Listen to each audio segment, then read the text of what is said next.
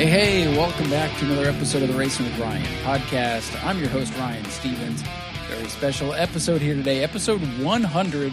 So, of course, we had to fill the studio with some good folks here. Joining me in the studio today, as always, we have Mr. Kenny, a.k.a. Skinny Roth, on the mic, too. How you doing, Kenny? I'm doing good.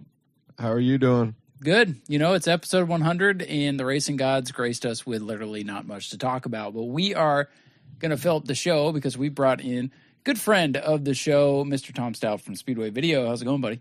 Hey, what's up? I think I've been on 2 of your podcasts before, only 1 of this podcast. That's right. Yeah, not much to talk about this week. We have plenty to talk about because you can always find something to talk about in racing. It's just, episode 99, plenty to talk about. This one, well, we got rain, like the entire state got rained out. The NASCAR race was, well, we'll talk about that. So we do have things to talk about, but episode 50 happened Memorial Day weekend in 2022. So we had all the things to talk about. It was like this big shebang. It was like a 3-hour podcast. So look, this one's not going to be as super huge, but we do have some fun things that we're going to do. And we got other people in here today to kind of fill it in and talk about racing and whatever the hell else comes up. So I appreciate you guys coming in and having some fun, even though it would have been like, oh, we'll just do this next week when we have more stuff to talk about. But the people like to listen. The sponsors have paid their money. So damn it, we're doing a show. And if you add all our ages together, does it come up to 100? That'd be pretty weird. Just about. Yeah, actually, I'm pretty sure it does because we're all over 33 at least. I'm 42. Yeah, so. Yeah, and I'm 30. I'm still 34 for the next month and a half. Yeah, I feel I'm 35. Smack dab between you guys. So yeah, we're so pretty close. Right there around 100. A bunch of old folks in here talking racing. Talk about racing. That explains why I lost my train of thought halfway through the first thing I was saying on this show. Right. I was going to mention how I've only been on 2 of your shows, but I sure seem to get mentioned on a lot of them, and I really appreciate that. Well, yeah, I mean, you're part of New Smyrna. You're part Speedway. Of New Smyrna, and when we go to review things, it's nice to have that video. I say this all the time. It's nice to have that video footage to go look back. It's like, okay, big controversial wreck. I want to see it a few times before I just get on here and start talking. Because I don't like to just get on here and start talking. I like to have, I like to have done my research. And speaking of that, before we get into the fun, I do have something that I do need to touch on. Yes, the evolving story of what happened with the flip a few weeks ago. It continues. I have another side of the story, and I do want to pull that up because it's only fair to get as many sides of the story when there's going to be controversy. So, this was sent to me. I'm not going to air them out, and I'm not going to say who this was. It was somebody. You need the night court theme going. Yeah, right. If only I had more time to produce, man, I'm telling you. This is from somebody on the safety team. This is their perspective. So I'm going to kind of paraphrase and read through this, but I do want to get, because I've told you my side of the story, which again isn't Ryan's side of the story. It's the side of the story that was told to me by 3 other people. I confirmed that last week on the show. So as this evolves, I received this. Hey, do you know what caused the driver's head to start bleeding in that flipped race car from the heat race? So that is the text to the person on the safety team. So the person on the safety team responds, still had his helmet on and a cut on his eyebrow and a small one on his head. You can look at the helmet. And then the person responds, was it caused by someone that wasn't supposed to be on the track? The safety personnel responds, not to my knowledge. I was by, name redacted, and then in the car. So the safety person says they saw blood when they arrived on the scene. Because as you recall from the last show, I was told that somebody wasn't supposed to be out there, caused a person to fall and caused them to start bleeding because they took their helmet off. So safety team is now saying when they got there, helmet was still on. So that's that side of the story. Let's see. So then I hear Dom was on the other side of the car kneeling down because he handed me scissors. That's one of the other safety team members. Once the driver got out of the car, he was fighting and pushing a bit. There's a little bit of drama because he was upset. He was. I did see him thrash about a little bit, and he was like pointing at whoever was at the wall. There was another person at the wall. I saw him pointing at that and everything. So Yeah, Yeah. and I heard like when he got out of the car, he just wanted to go back to his pit, but Right. the safety team wanted to check him out because there was some blood, either from the wreck or whatever the other side of the story was, whoever may have caused it, or from the wreck. There was some blood. So at the end of the day, the safety team wanted to check him out, and he was just kind of like, he was probably pissed that he wrecked his car, you know? So he just wanted to go back. So that's where that kind of pushing and shoving, that's where that attitude comes from, I believe. And then the safety member says about somebody who was on the track that wasn't supposed to be causing the blood. That's absolutely false. I was next to him and the car. No way that person caused anything like that. So from a member of the safety team, we now hear that it sounds like, now there was blood. And as reported to me by a couple other people, somebody who was on the track, I was told took his helmet off and then released the belt so he hit his head on the car. So now it sounds like the blood was already, so he may have taken his helmet off, he may have released him, and if that happened, it happened, but it sounds like from our safety team, the blood was already there. Now, was the blood there? Did he have one cut and then get another one?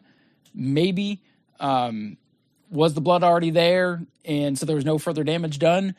Maybe, and all that could be true. At the end of the day, there was people on the track that shouldn't have been on the track. But I think there's enough room for error and enough benefit of the doubt to say that they didn't cause any injury or harm to the driver. So we can at least clear that up a little bit. And I hope that does clear it up. And I hope it didn't come across the last couple of weeks like I was trying to point the finger and say, well, these guys that were on the track, they hurt this guy. Because that was not my intention. We're going to start calling this as our laps turn. As the laps turn, yeah. As the car turns over. Days of our flips. Yeah. And, and I know part of the story is, well, I was trained in helping people in these situations. So that's why I jumped to the wall. And, I have a much, much less dramatic version of the story that I can relay. When I was at what was my place of work at the time, like 10 years ago now, somebody was they were claiming that they were feeling some kind of medical event. Mm-hmm. And whether it was like an oncoming stroke or heart attack or whatever it was, they felt like they needed to sit down and they needed us as the business to call 911 for them. And I offered this person a cup of water while they waited for 911 to arrive because they weren't in a dire situation. They just wanted to sit on the floor and wait for emergency services. And I was told by my boss afterward that I should not have done that because even though I was just being nice and I was trying to help, that is introducing a variable into a situation that I'm not the trained professional in.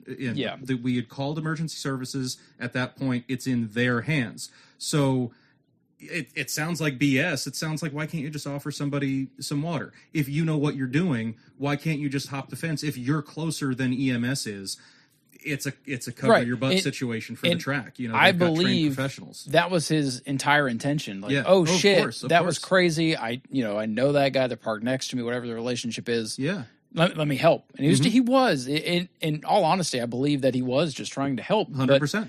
At the same time, when you were asked, okay, he didn't hear the PA, so we'll write that off. Fine, understandable.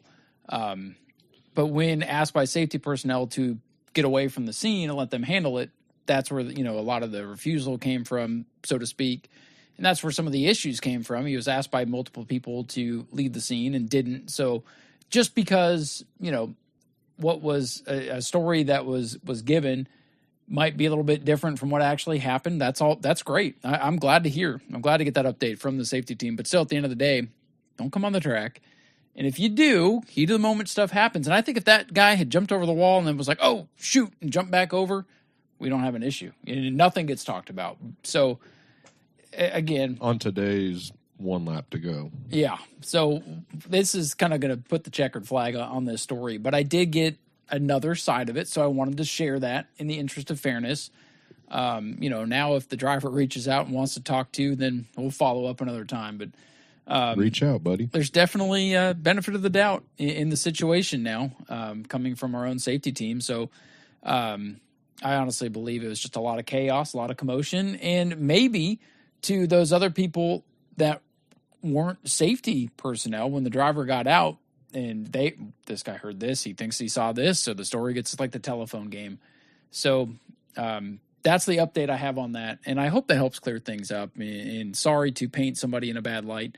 At the end of the day, unless you're supposed to be off the track, right? Unless you're supposed to be on the track or part of the medical crew, and the only time anybody should be on that track is if the track is red. So just keep that in mind. we need it to be red, though. It wasn't red at all the last time. Did it never go red? No, it was just fast blinking yellow. Well, then nobody should have been on the track. And they 'cause told it me to wasn't go. red. They told me to go on the track many a times. Well, I understand he's a new flag guy, so Yeah. there's some new things we're going to work out. I know it always. I'm curious to see if Jason will be back this week. I'm curious to see who will be working at what position this week. We've been off for what Kenny said was like 2 months. So Yeah, it's been a month. Somebody else said it too. Feels that way. It does. And I'm excited to get back this week. Let's quickly touch on what we have coming up. We have leg number 3 of the Sunbelt Super Series with the David Rogers Super Late Models.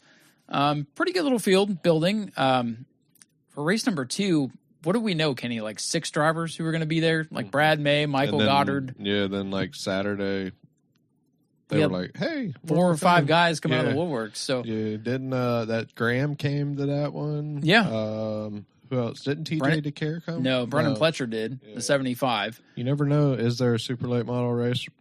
No, I think Cars Tour might be racing. So Cars Tour, yeah. TJ DeCare is going to the Cars Tour race. okay, so there is a super late model race this Wednesday in Berlin. okay. But that doesn't, I mean, hey, some of those guys get through that and get back down south. They could get here Saturday. I you mean, need to talk to your one guy to get him to come down here. Sweet. Nick whatever. Sweet, yeah, that'd be great. He'll be in Thunder Road Friday, helping or racing. I don't know. Nick 24 Sweet hours, won. he can make it. Yeah, he won the last late model race at Thunder Road. I don't know. He needs to talk to Brian Dorer and get in a car and bring it to Smyrna for a real test. Don't they hate New Smyrna? Everybody hates New Smyrna. Just come race, you know. The way things look, we have George Gorham coming this weekend. He said he'd never be back to New Smyrna after the tragedy that happened a few years ago because he was very close to Rusty Cruz. He's going to come win it. And Rusty was. If he wins it, that's going to be a big story then.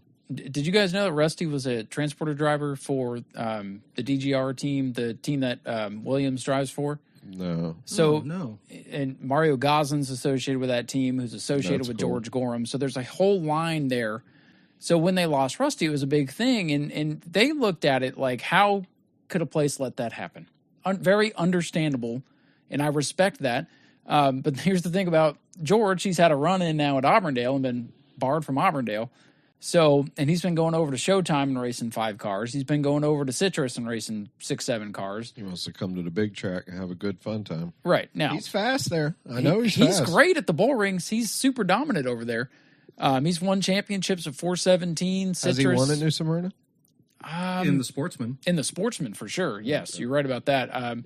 Late models, I don't know if I seen him up in the top. The one Governor's Cup I came that they ran the Governor's Cup on a Saturday, I believe it was. Yeah, he was up in the top for a little while, and then he fell back after a pit stop or something. I believe the year Bubba Pollard won, George finished 3rd. Yeah, that's which was the his race. best. That was the race I went to. It was during the daytime. Yeah, so that was a Sunday. The Saturday one was at night. That was the one Matt Gregg led every single lap of. That was.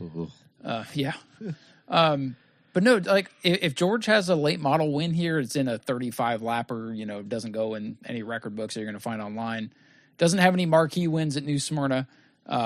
He's got a great resume with the Sportsman, and I think he's going to be fast, but New Smyrna is a very humbling track. You'll be really good on the bull rings and not race New Smyrna for a while, and then when you come back, it kind of kicks you in the face a little bit. I think the 37 is going to come back and put a show on again. I think Michael Goddard. Now, last time Michael Goddard is entered, last time he entered, we didn't know what we were going to get out of Michael Goddard. And then he came and set fast time and won the race. And then, of course, you're going to have Brad May. Brian Finney's coming back. He finished 3rd in the last race. And apparently, according to Rusty, he's bringing a second car. He's got 2 others that he's working on. They should trying to get both of them done, but should have at least one other car with him. And I don't know who it is. I don't, that's all hearsay at this point. So that's 1 or 2 cars from Finney. Michael Atwell is supposedly coming. So that's a big name. Bobby Good, Brad May. Jeff Schofield? He's out of town. Yeah, he's That's not what Kenny coming. said. I already talked to him, Yep. and he's out of town, so he would probably have came if he wasn't out of town. Schofield and Gorham on the same track at Smyrna would be fun. Yeah. And I know Schofield likes the early bird that we're doing now, so I'm hoping we see him again. I'm sure we will. Schofield, he doesn't really. He's You think, oh, he ran the first one, you think he'll be there for the rest of them. He just kind of picks and chooses. He'll go run some dirt. I think he's liking the dirt too much. Well, that's great. I mean, that's the fad right now, and if that's the case, then great. If there's not a dirt race going on, hopefully we'll see him at one or two more of these races, maybe Governor's Cup. Either way, who else is coming? Patrick Thomas in the backup 9? If there's a dirt race, probably not. Patrick's been running the dirt Thunderstocks. So that's what he's been up to. I can't believe I didn't know that. Wow. Yeah, he's been running dirt. He got his first All-Tech win, I believe, last weekend. Okay. So that's what he's been up to. He'll do the Speed Weeks thing because he's around helping people out. And, the dirt races aren't every night. So he'll hop in the backup car, get the start and park money for Bobby. I mean, listen, if Patrick isn't doing anything and he wants to and Bobby says take the car out, then shoot. I would. I mean, I know start money for these races is chump change, but hey, you got another car, do it. Just throw somebody in and run a couple laps. That's what I'd do. I'll take a lap. Because Brad May had both cars there last time, and I thought maybe that's what was going to happen, and they only put one in the field. So other drivers expected, Trenton Hennick, the leading rookie. He was at the first two events. I would expect Weaver to be there, Steve Weaver, because David's car is wrecked from Auburndale. So I'd expect Steve. I know, these guys are your quote-unquote back markers, but it's still what's cars. Up with the white?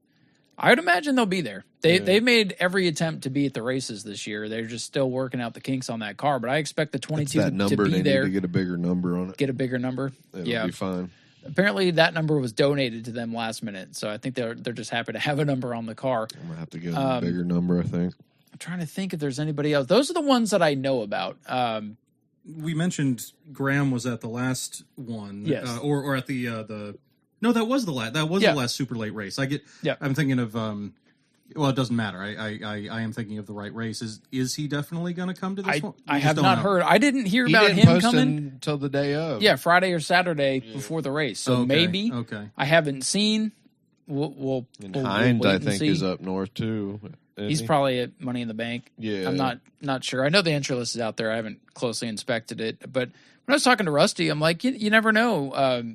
Some of these guys might, they haven't committed to Saturday's race because maybe they're racing Berlin. So they got to see if they get through Berlin. Maybe they get through Berlin and they're camped out this way. Maybe they'll come down.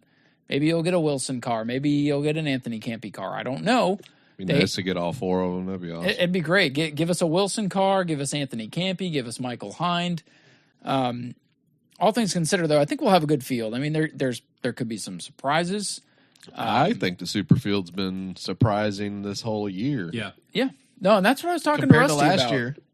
Because, I brought this up. I talked to Rusty for a good 30 minutes. We were just having a conversation because I asked him if he heard about SRL canceling from the Freedom Factory, which is good for us because that's a big show now that we're not competing against, even though it's... What do you think about that? Well, I'll talk about it in a minute. But I called Rusty and I said, did you hear about this? And he goes, oh, no, I haven't been on Facebook. And he turned on Facebook, and first thing he saw is Daniel Webster saying, well, okay. So who knows? We might maybe Webster will pull the late model out and show up. I don't know for sure. I know a couple of people messaged me saying we need to put Sportsman on this weekend, but, unless they want to race for free or somebody wants to fork up some cash, that ain't going to happen. Auburndale wouldn't put them on. Is that what you were talking about? You wrote me talking about getting a sponsor for a Sportsman race? Yeah. Oh, okay. Yeah, because I had 2 or 3 people reach out to me, and I'm like, no, it's a great opportunity. It'd be great. Also, the schedule is already written out minute by minute. Not to say you can't fix that, but guess who would have to fix that? Mm-hmm. And listen, if somebody... Talk to EJ and make a dash for cash. Right? The American Auto Sportsman. I would say if the Sportsman were to be added to the New Smyrna schedule, it's probably a little too late now, especially by the time y'all are listening to this. Never too late. Never too late. Just come out, run a, say, 25-lap race, no heats, pill draw, you get one round of practice. Twin tens. You know what? I'm going to tangent because that's what we do. There's a track up north in Plattsburgh, New York. It's Airborne Raceway. Is that the twin 20s? No, listen. Okay. They back when they were in asphalt tracks, they're dirt now. at the beginning of the year, they would do the Remington 410 shootout. And I was like, what the hell is that? 4 heat races. For the late models that won, or it's like an all-star thing or an invitational thing. For ACT-style late models, they would do 4 10-lap races and give them points at the end of each race. And it was like a milk bowl, but 4 10-lap races. That was an interesting event. It's no longer a thing. But anyways, sportsmen kind of getting the shaft this weekend, I guess. They're not really on anywhere. As we record this, how recently did that cancellation happen? Yesterday afternoon. Wow. So Monday Okay. afternoon. Know Now, about it? No, I just got asked yesterday if I could go film. Oh, they were going to let you film. So at I guess you were going to be able to film at the Cletus factory. And every time somebody asks me to, I assume that it's like, hey, can Speedway Video come? But Right. really, they're looking for a camera operator for their Sure. service, which is Okay. great. It's if it there is one time this year that I'm going to be able to do it, and I don't mind saying on the podcast, I'm a little nervous about working somebody else's equipment because I've only ever worked with my equipment. I'm right. not like You've been in control of it all. yeah. So it's going to be a different experience. But yeah, when I not only am I going to be at New Smyrna anyway, so I wouldn't have been able to do it, but I guess that text must have come in right before the news came down. Yeah, so Monday afternoon, it was posted by SRL and then shared by Freedom Factory that the SRL race was for this weekend, this Saturday, has been canceled. The whole event has been canceled. So, of course, and, there's a lot of chatter, and then there's a lot of, putting out fires by various media outlets. It seems like something came up. So it's not like we're not running this series, we're not paying. It seems like there was a conflict of interest this weekend, and the stars just unaligned. They were aligned, and then there was a black hole. So it sounds like the other Freedom Factory race for SRL is still there, but SRL, they've already lost Citrus now. We don't need to go down that rabbit hole. And now they've lost another SRL race. So they have like Auburndale and maybe one more Freedom Factory race. So that tour, great tour, but man, has it been a rough season for just various different potholes that they've had to avoid. It's a great series, but they've had some weird stuff come up this year. So no Freedom Factory, New Smyrna's in action, Auburndale's in action, and I believe Citrus is in action too with normal racing. But anyways, as we were talking about New Smyrna, looks like a good field of supers. Expect a few surprises. Already getting questions about the entry list, and I'm just telling everybody I've got a couple cars to post in the next couple of days. Keep your eyes out. Won't have a full list until Saturday because literally one driver has actually pre-registered, and then George Gorham reached out to me personally. Then, of course, Brad May, and then Bobby Good, and a handful of other guys that we know about. If I hear more, I'll put it out there, but that's what I know right now. Plus, we have Bomber A's, which should be fun. No Dustin Higdon this weekend. He's going to a concert, so it's wide open. No, I don't even know if he's going to a concert. I was just saying that. Oh, you're just saying that? Oh, man. I can't trust my damn sources around here. Jeez. Nah, No wonder people get mad at me. Yeah, I even told CJ he's going to Brooks and Dunn's concert. Ah, okay. I don't even know what he's doing. I haven't talked to him about it or anything. I can Gotcha. find out, though. But Yeah, he ain't going to be there. yeah, so. He can tell us. But you never know. He might just show up anyways. You never know. That is Dustin, the old hedgehog. Then we got E-Mods. E-Mods have run like 84 races this year compared to 4 last year. How many's going to be there? 3? 6. I say 6. 6? Super Stocks, we have them back, and Yeah. Ground Pounders. So should be a fun show. Ground Pounders. Hopefully a few of them that been there lately are coming back. Yeah, we'll have 8 to 10 probably. The one It'll be fun. Pontiac. I hope the Pontiac comes back. The Firebird. 99 car? Yeah. Charles? Yeah. Yeah, we'll see. We shall see, but that's what's coming up at New Smyrna. Should be fun. Definitely looking forward to it.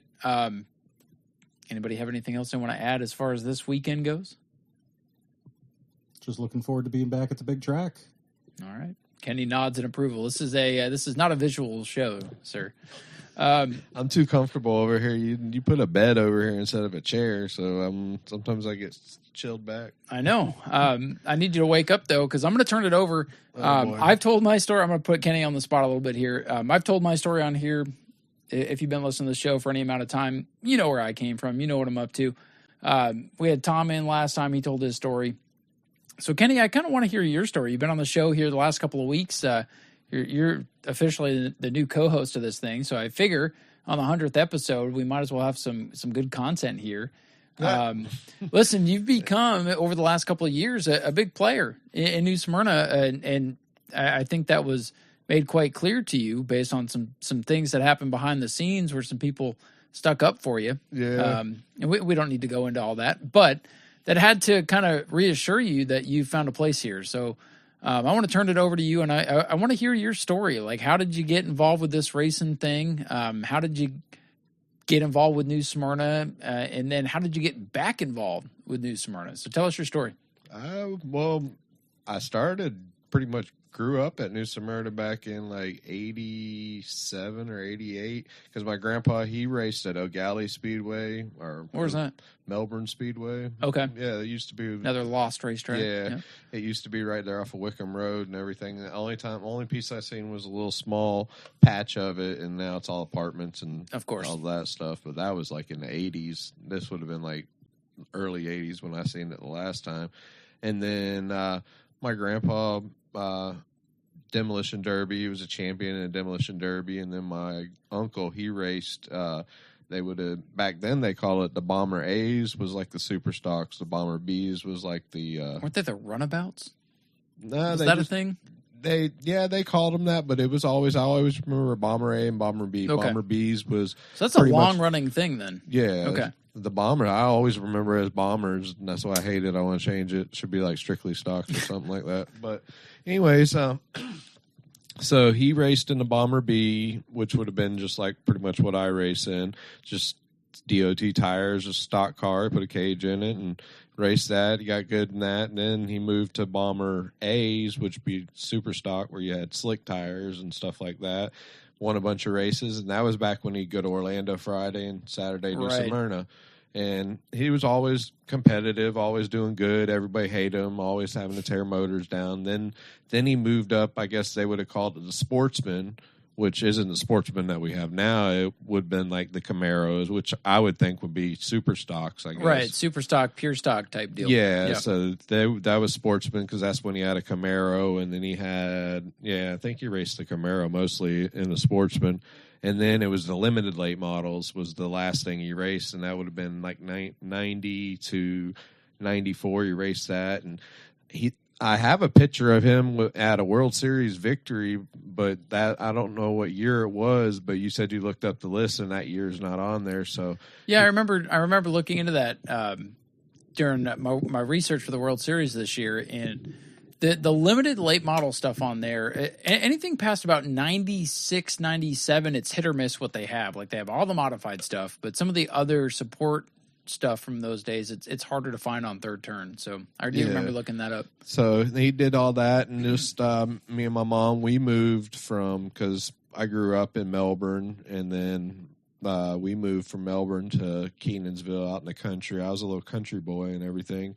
And then 94 was his last year of racing, and my mom didn't want to drive from St. Cloud all the way to Melbourne and then all the way to the races, so we just kind of quit going. And I always loved racing. I was always around it and grew up, and I got in a band and did music stuff and went all over and played music. And then I lived in Deltona, met a girl in DeLand and moved to Deltona and just lived there, and the track was always there, and I'd see it all the time driving by. Just never felt like going in because I don't like doing things by myself. Yeah. So it was always awkward. And one day, I think I seen a post. It was might have been the sprint cars, but I think it was the nighttime Governor's Cup that we were talking about. Yep. Yeah. And I went to that with the drummer of the band, and I think that's when I remember you popping up on the page asking some questions. And I think that's where I remember your name coming up for the first time. Yeah, so I went to that, and I was like, man, this was awesome. Like, we got there late, and we were sitting up front and real close. It was packed. There was a lot of people there and everything, and it was a great time. And then I think... Did you smuggle in a case of Bud Light Lime by any chance? Like Tom did? No, okay. Nah. under a blanket. It was a conspicuously rectangular shaped blanket, and we just walked in, and they were like, "Have a great time." And that was the old man was at the gate back then. The old grumpy guy. Yeah, I think Don was his name. Anyway, that's funny. And then I think because Governor's Cup's in November and then February is the World Series, I think I remember seeing the ad for it, and I remember I was like, oh, it's the tour mods. I was like, oh, I gotta go. So I went and I went to the 76 lapper. Blew it. Yeah, I went to that and it was just packed. Well, I got there late as usual. I think I got there early. I think I got there at 5, but I was so nervous I sat out in the parking lot and hung out for a while. All right. And because you didn't want to be by yourself, right? Yeah, I was nervous, so I was out there lighting my car on fire as Tom right. earlier said. Overheating. Yeah, right. my car's overheating over here and everything. So, then I went in and like I remember seeing my GoPro video. I'm sitting like right behind where one of the fences to go under the stands. So I got the fence in front of me and I got a shitty view, but it was just cool. And like I remember I got a video of him doing the what's his name? What's your guy's name? Ben Dodge introducing all the drivers. I was like, damn, this dude fucking monotone as shit. Man, filled up my whole SD card. Yeah. So then I got just video of them racing. I was like, this was fucking awesome and everything. And I don't know if I went to any more of that World Series because it was expensive.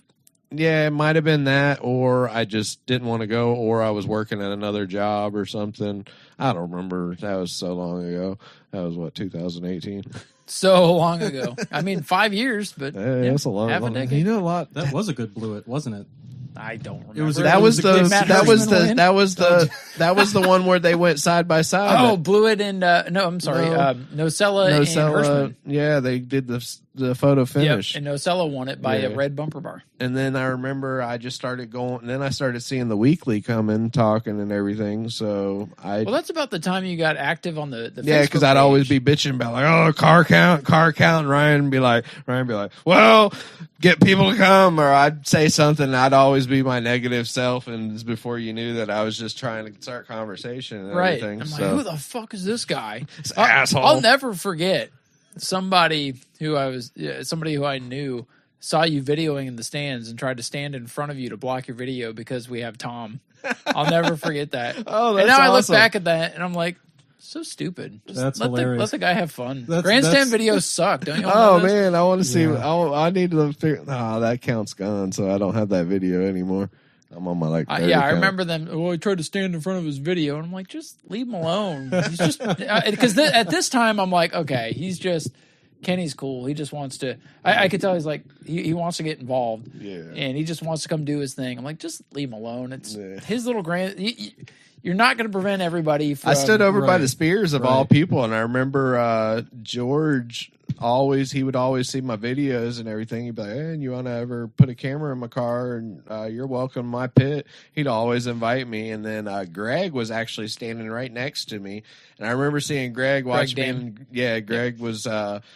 he was filming. He was going live, too, and everything. So it was like this different angles, and he added me on Facebook. And then he's like, you live in Deltona? I was like, yeah. So then we just started hanging out and had mutual interest. He's like, yeah, I got a super stock, building super stock. And then he's like, come hang out. One day, I would always be like, yeah, I'll come hang out. And then I'd be like, no, I don't want to do it. I was like, I was ready to cancel on you Sunday. I was like, I'm going to call Ryan. I'll feel good. Shit. I'm like that. I'll be ready to cancel in a heartbeat until I do it. What were you going to cancel on for Sunday?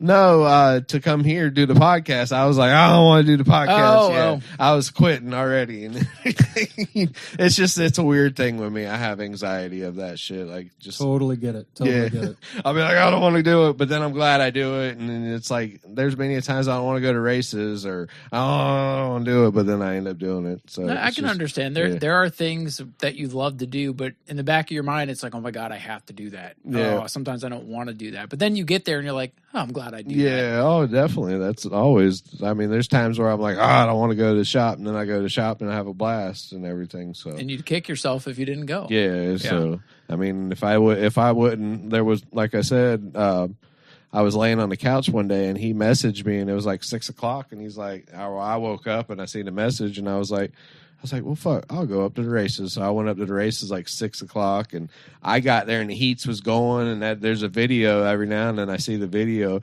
and I'm filming and you can see it's the first heat race of Greg's. I was like, oh, Greg's actually doing good and everything. I was like, cool. So is this when he's in the 67 Superstock? Yeah, he was in the like top part. It was when he first finally got the good motor. He didn't do the World Series where he spun out and had the crappy motor and everything. Okay.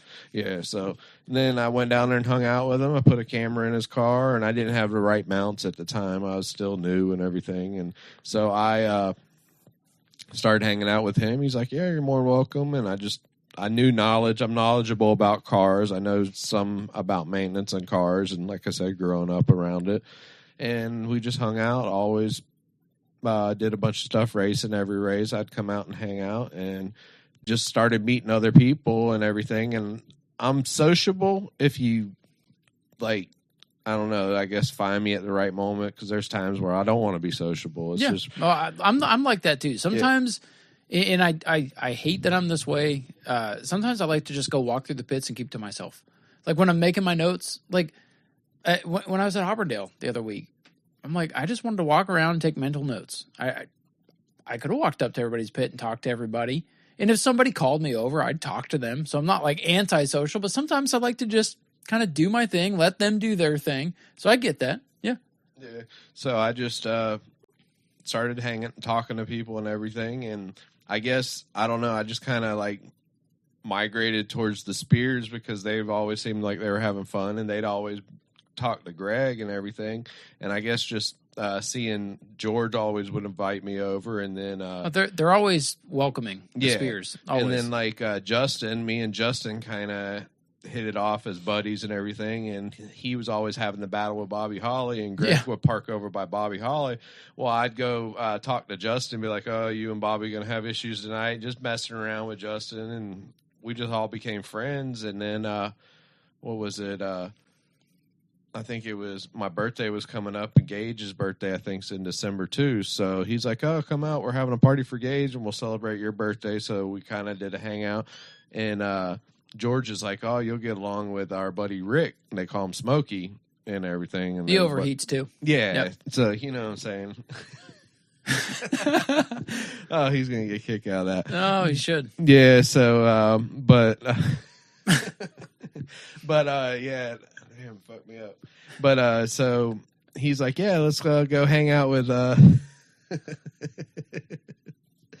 go hang out with Rick, and we go and have our safety meetings and everything. So then we just kind of hung out, and they're like, yeah, we're building this car, and I come watch them build their cars and lend a hand when I could and everything. And I was like, and I just started realizing that nobody had pages for racing and everything, and I was like, man, you guys need pages for racing and stuff. So Facebook pages. And stuff. And it's just like, to me, I'm the type that if you can't over promote, in my opinion. I mean, I guess you can, but I don't think you can. I mean, it's free, so I'm a bombard. I guess Facebook don't like when I do it. You're the biggest scammer out there. Never mind the actual scammers. I know. It's like I keep getting this one thing. Like every couple days, Facebook will just lock my account.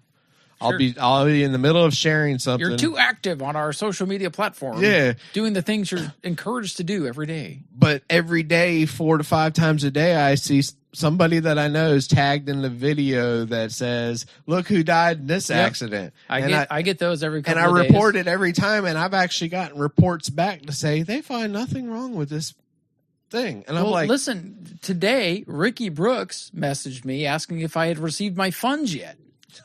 His account got cloned. Yeah. So I mean, this is the kind of stuff that's going on Facebook that, you know, I'm sure they get taken down eventually, but you're getting you are so active in the racing community, sharing, posting, liking, running this page, running that page. I don't know how you keep up with it all because I can barely do the ones that I have. It's simple. My job don't like it because but I'm multitasking. I can sit there and drone cut a piece of fabric and look at my phone and go, okay. your notifications are probably like a bell around your neck. We're No, skinny. I know. Diddle-ding, diddle-ding. No, I know. Oh, how- there you- I just shut all that shit off. Like that's why I don't.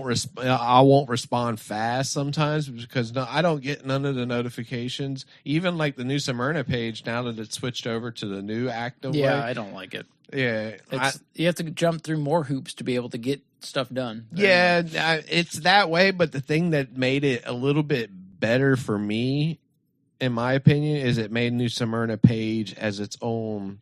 Because I hated, like, now you won't see me always commenting. I'll be like trying to troll somebody and they'll pop up as New Smyrna Speedway is trolling them. There's so many times that Ryan be like, "Hey, Kenny, you posted something." I'm like, "Oh man, I didn't realize it was New Smyrna Speedway posted it." Yeah, because like if New Smyrna was tagged, even though you were under your profile, it would default to New Smyrna. So you'd be trying to like rattle somebody's cage a little bit and it'd be under New Smyrna. It's like, no, that's me saying that, not New Smyrna. I posted stock for New Smyrna so many times on pages. Like somebody would post something, tag New Smyrna, and it'd be like, I'd be like, stock. And I'd be like, "Oh, it's New Smyrna." Sorry, I get their notification. But now you have to actually switch to New Smyrna to do it. And I do like that part. Yeah. So and then I can like, I don't know. It just makes it where you can actually be a person. I mean, I guess a page or something. That's the way I like it. It does help divide the person in the page. Yeah. Because again, when you want to share your opinion, you want to do it as yourself. When you want to share good promotional content, you want to do it as the page. Yeah. But a lot of times sharing the New Smyrna stuff as yourself gets more interest and more engagement than Not the with actual me New Smyrna because page. everybody's no. It's because the west coast of Florida, they got me blocked. That's why I have to go and share. Well, New because Smyrna. you have mixed things up with some people because sometimes you feel like there's not fair coverage. Is that fair to say? Yeah, that's all I'm saying. It ain't even like I don't like. I not don't a even know the vendetta, people. right? I know. I mean, V for Vendetta, but no, I don't even know the people really. I mean, they gave me a T-shirt. I mean, it's in our shop, I think. But yeah. So I don't. It's just my thing is like if you're gonna be named after a state, like. You should Cover the whole state. Cover the whole state. I mean, this is just the Racin with Ryan podcast, and we cover Racin. Right. No, we go over the results, but we talk in depth about where we end up, which is 90% New Smyrna. Because let's face it, everybody here in this room either works for or is at New Smyrna. I'm not an employee. I just go there. Right, but you're working within the realms of the Speedway doing your thing. Well, I just have to helping us make sure out, that this and people know that so they don't call. Right, you're not an official employee, but you do a lot of work. Yeah, in essence, I got my for the perks. track. So, this podcast, a lot of people that listen to it are New Smyrna peeps and hear mostly about New Smyrna. But when we go to Auburndale, when we do the first segment, we talk about Auburndale. If we go to 417, we talk about the Bigley race. If there's big news, we talk about it. We talk about what we experience. What's up with the Bigley? You think it's going to happen? Bigley's going to happen. I mean, that's all going to be funded and paid for and all that good stuff. SRL, late models, it'll be fine. It should be fine. If that race doesn't happen, I'll be shocked. Let's put it that way. I remember, I want to go back to 2020.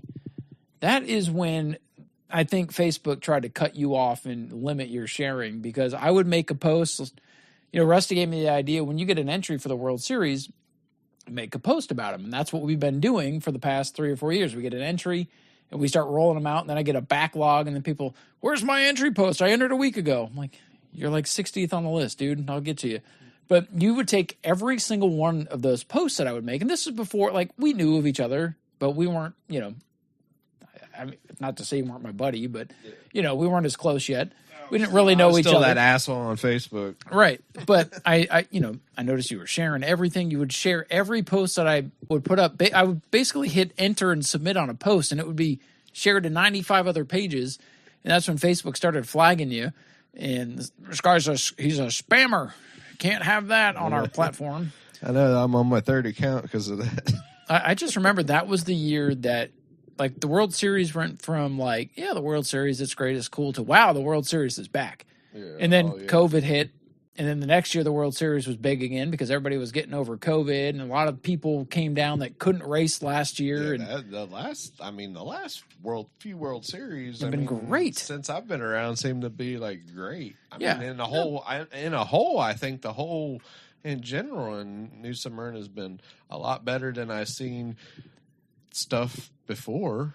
It seemed like some of the videos of Tom stuff from 2016, I think, is when you started. There's nobody out there. It was rough, and when we first got started there, and that was a whole different regime. I mean, there's been so much change, and Tom can attest to this. We've gone through plenty of different people above us that we've had to deal with, and different characters in and out.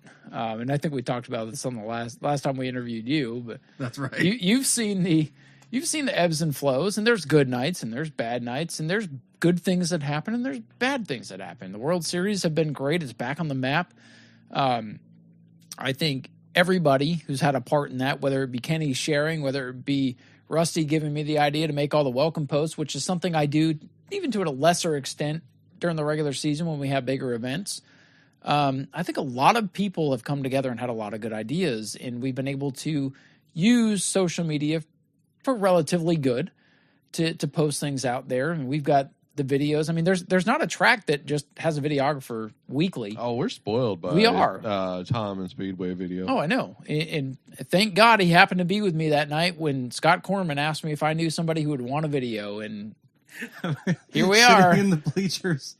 Playing your DS. Playing my DS, because I was just there to support you. Yeah, I was sitting there playing Super Mario instead of watching the races. Yep. What races was going on? I think it was a sportsman race, because he took a picture of Patrick Thomas's old red, white, and blue 111. He's like, that car looks like a cigarette box. Yes. I remember that specifically. That's where Tom's mind was in 2016, and now he's, I'm filming, I'll show up and film. I like to edit, sure, give me something to do. I don't know how long it'll last. Now here we are. It's what he does, like Speedway Video. Tom that's it, Speedway Video. Where, us other, I work. Kenny's got a full-time job. That's how we support our racing endeavors. Tom is just like, Speedway Video. That's it. Yeah. Bringing in the views. I wish subs. I had more income coming in. Well, but, don't we all? It's an overtime job, and then the rest of the time is spent taking care of the kids. Mm-hmm. Yep. I mean, it's just it's so funny to see the evolution, and not to say that like some of the problems that have been the problems for X amount of years aren't still some of the problems, but I think the ones that care are trying to do the best that they can and try to make things, and not to say that we all don't make mistakes or say something we shouldn't or get frustrated. Tom's been frustrated with things before and been on the verge. I've been frustrated with things before. I've said things to get myself in trouble. Kenny stepped on his own toes a few times. Yeah. So I stepped on my camera a bunch of times. Oh, I've been in trouble. I'm always in trouble with the track. I mean, not like bad, but I don't know. I'm opinionated, and I'll call a spade. Sure. And so will I. Yeah. So it's just like, are you hungry? Oh my goodness! It's been I should speak into the mic. Listen, that one was big enough that I was like, "Is the mic going to pick that up?" For episode 200, I'll get some food. My goodness, I should have prepared more. My goodness. But no, I mean, and like I was saying, I just always would hang out with people, and to go back to me on and everything. I just started hanging out with Rick often and the Spears, and they're like always saying, hey, if you ever build a car, you're more than welcome to hang out, build it here. So I was like, well, if I ever get a chance, and I got a chance to buy a car, I had a little bit, all my financial stuff got taken care of, and I had a little extra money, and I was like, well, let's go put myself in debt again. Yeah. Well, that's what they say, to make a fortune, to make a small fortune in racing, you must have a big one first. Yeah. So I got a car and started building it, and I mean, you see now I'm 3 races in. I mean, I got some opportunities to drive a car before I even had a car. Yep. And you drove a super stock for Don. You drove the 14 for Dustin, Bobby. Bob and Dustin, and then I drove Leroy's car. Oh, that's right. Yeah, that's right. I drove the red Frank's old car. Yeah. So, and then I've had fun out there. I mean, it was just a dream to drive out there, and I got to do that. And now I have my own car. I've got some issues with it, but I'm spending more money buying new stuff. I mean, and you're out there. Yeah, so. But look at the opportunities that you've had since getting back into this, just on a whim a couple of years ago. Yeah, just to share stuff, and people like like I said, I made pages. I mean, you probably see all the pages. Yep. You got the Turning super late left. model. You got turning left. You got the LKQ sportsman. super stocks. Yeah. The super stock was one of my first pages because I just there was so much going on with that class. Yeah, that class is probably like the most to me. They're New Smyrna. If I would think of New Smyrna, that type of class, that should be like the CRA. They call them street stock. Yeah. I think that like. That type of racing is my favorite. The big square cars. Monte Carlos, the Camaros, the Malibus, whatever the hell else is in that. That's why I wish we could get pure stocks to race there and everything. I think it'd be awesome. I wish, I wish I wish they were called super stocks at New Smyrna because that's what they've always been called, but I wish they were the same. Yeah. So that, and I get it. The pure stocks that race at Citrus are going to race there. The ones at Auburndale are going to race there. But when they're off, it'd be nice if they could come over, and not have to change a bunch of things. And that's my thing. Not to say, we've got to change because we need driver X and driver Y to be here, but it would be nice for them to be able to. It was like with the sportsman change to wheelman rules a couple of years ago.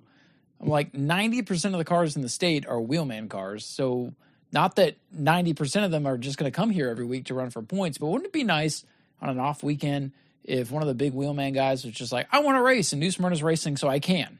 That's my whole thing. You know, not that changing the rule is going to make 10 other guys come race for points, but you might get 10 other guys throughout the year to stop by every now and then. Yeah. That's kind of where I'm at. And I mean, I like the super stocks, and then I was just like, I always would see pages on Facebook, and some of them were a little biased and ran by people that are a little. You'll get that. Yeah, so I was just like, I'll make my own pages, and to me, there's no way to be promoting too much. I mean, I guess, like I said earlier, there is. I guess you want to find a sweet spot, because if you post too much, important things will get buried and or lost in the shuffle. I'll just pin that shit. Yeah, and this is something I've had to explain to Rusty and Holly and those guys. It's like, you can't every 2 minutes tell me to post something, because something that you're going to want that's important is going to get lost. So we either need to make one big overarching post or spread it out a little bit. So like, you got, it's just like YouTube with the algorithm. You got to find the right thing, and you got to put the right this and the right that, and hope it finds its way out there. Exactly. And sometimes it's completely random, like we were talking about with some of our random videos that have spiked up, and we're like, why that one? And then just recently I turned the flip that we were talking about at the beginning. Yeah. I turned that into a YouTube short. I saw that. And I was like, oh, well, this ought to blow up. It hasn't even hit 300 on the shorts thing, which is like YouTube's Twitch, and you just flip through. Right. Not even 300 people have seen it. So the algorithm is fickle. It is, and it's funny. Like, I do more stuff on Facebook. I don't really do YouTube other than watching. And sometimes I'll make a post on YouTube and be like, man, people are going to love this. And I'm like, seriously, 11 people like this? And then I'll put a post of, I don't know, a bomber, and like 95 people like it. I'm like, and people tell me bombers don't matter? Yes, they do. It's a dead division, though. No, it's not. It's so far from being dead. It's only the going 24 rule is going to kill the division. That's what they said. It's really now. we need get to the timing and scoring to be. Did you see my little starting controversy? No, I didn't. Oh, okay. I've been hear busy, about it, man. You'll hear about it. I'm sure I'll hear about it. But anyway, so Kenny's come from a kid who grew up around it, got away from it, did the music thing, punk rock kid, metal kid. That just listen. That'll resonate with people more. Okay, metalhead. Nobody likes a metalhead. Ain't no punk here. Punk ass mohawk wearing guy over I there. do got the mohawk. It's about to go because I'm starting to get the bald spot. So like we call it the double hawk. The double hawk. Yeah.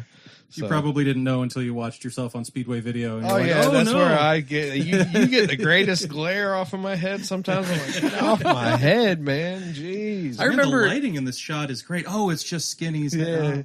Man, those lights, they just shine right off his dome. Yeah, my You know, dome. I remember back when I used to do the pre-race show with Adam back up in the tower back in the day. We had Steve Barnes as a guest, and Steve has a very bald head, very nice bald head. He does the peels it. baldness. Yeah, he does baldness great. And you know, I was up there and I knew I was about to be on camera, and I'm up there flipping the front of my hair, getting it where I need it to be, and he goes, "You don't need to worry about your hair. You have plenty." And I'm like, "Thank you, Steve. Thank you for the vote of confidence there." And he goes, "I remember I watched a video of my son's wedding, and that's the first time I noticed how big my bald spot was. And I went home and shaved it off." So anyways, there's my story of the day. I'm going to shave my head now. Thanks, Tom. Well, hey, we've accomplished something here on episode 100 of the Racing with Ryan podcast. We'll Ken's shave it on video. We're going to do it. It wouldn't be the first time that somebody, do you know that there's I don't know if it's still on there, but when Rhett Cooper was fighting cancer and there was the whole push for Rhett over at Citrus County and all those tracks, everybody was shaving their head for Rhett. And I did the hot lap, and at the end of the hot lap, I agreed to let Margot shave my head. And we got about 3 swipes, and when my hair grows out, it's pretty thick. So when she was doing it, we got about 2 or 3 swipes in, and it was all cattywampus. And she's like, "I can't do this." So I did, you know, the side of my head on the video, and I'm like, all right, I got to go get my haircut now. And I walk into the haircut place. I'm like, I did a thing for a video. Can you fix the rest of my hair? And that I loved it because it was really tight on the sides. And now I'm like afraid to go too short. And you do need a haircut. It's getting long. Tom, you need a haircut too. Oh, well, I probably need to cut off the dead ends anyway. Although, no, Tom has. That's a different subject. Tom still, he's got glorious I didn't know hair. Tom had hair. I didn't know Tom had a face. I know. Well, there was a while where he would just hide behind the camera and get the hell out. Yeah, So, I'd see Tom come in and wave. He'd wave whenever he'd walk by when we were doing. and then he'd be on his way out. That's how I learned who you were. You gave me the Patreon shout out, and I was like, "Oh, this guy's all right." The first movie, me and Tom met at Blockbuster. We made our own shitty little horror movie, Dark Departure. And one of the scenes, it's a dialogue scene, one of the few dialogue scenes we ever did. We're in Ale House, and I'm a poor college kid, and I'm eating a basket of onion rings. And I got my hair up in a ponytail because I had the long hair then. Tom had the short hair, so we've reversed. And I'm sitting there, and I don't know, I'm just like bouncing back and forth for some reason because I didn't know what to do on camera. It was awkward.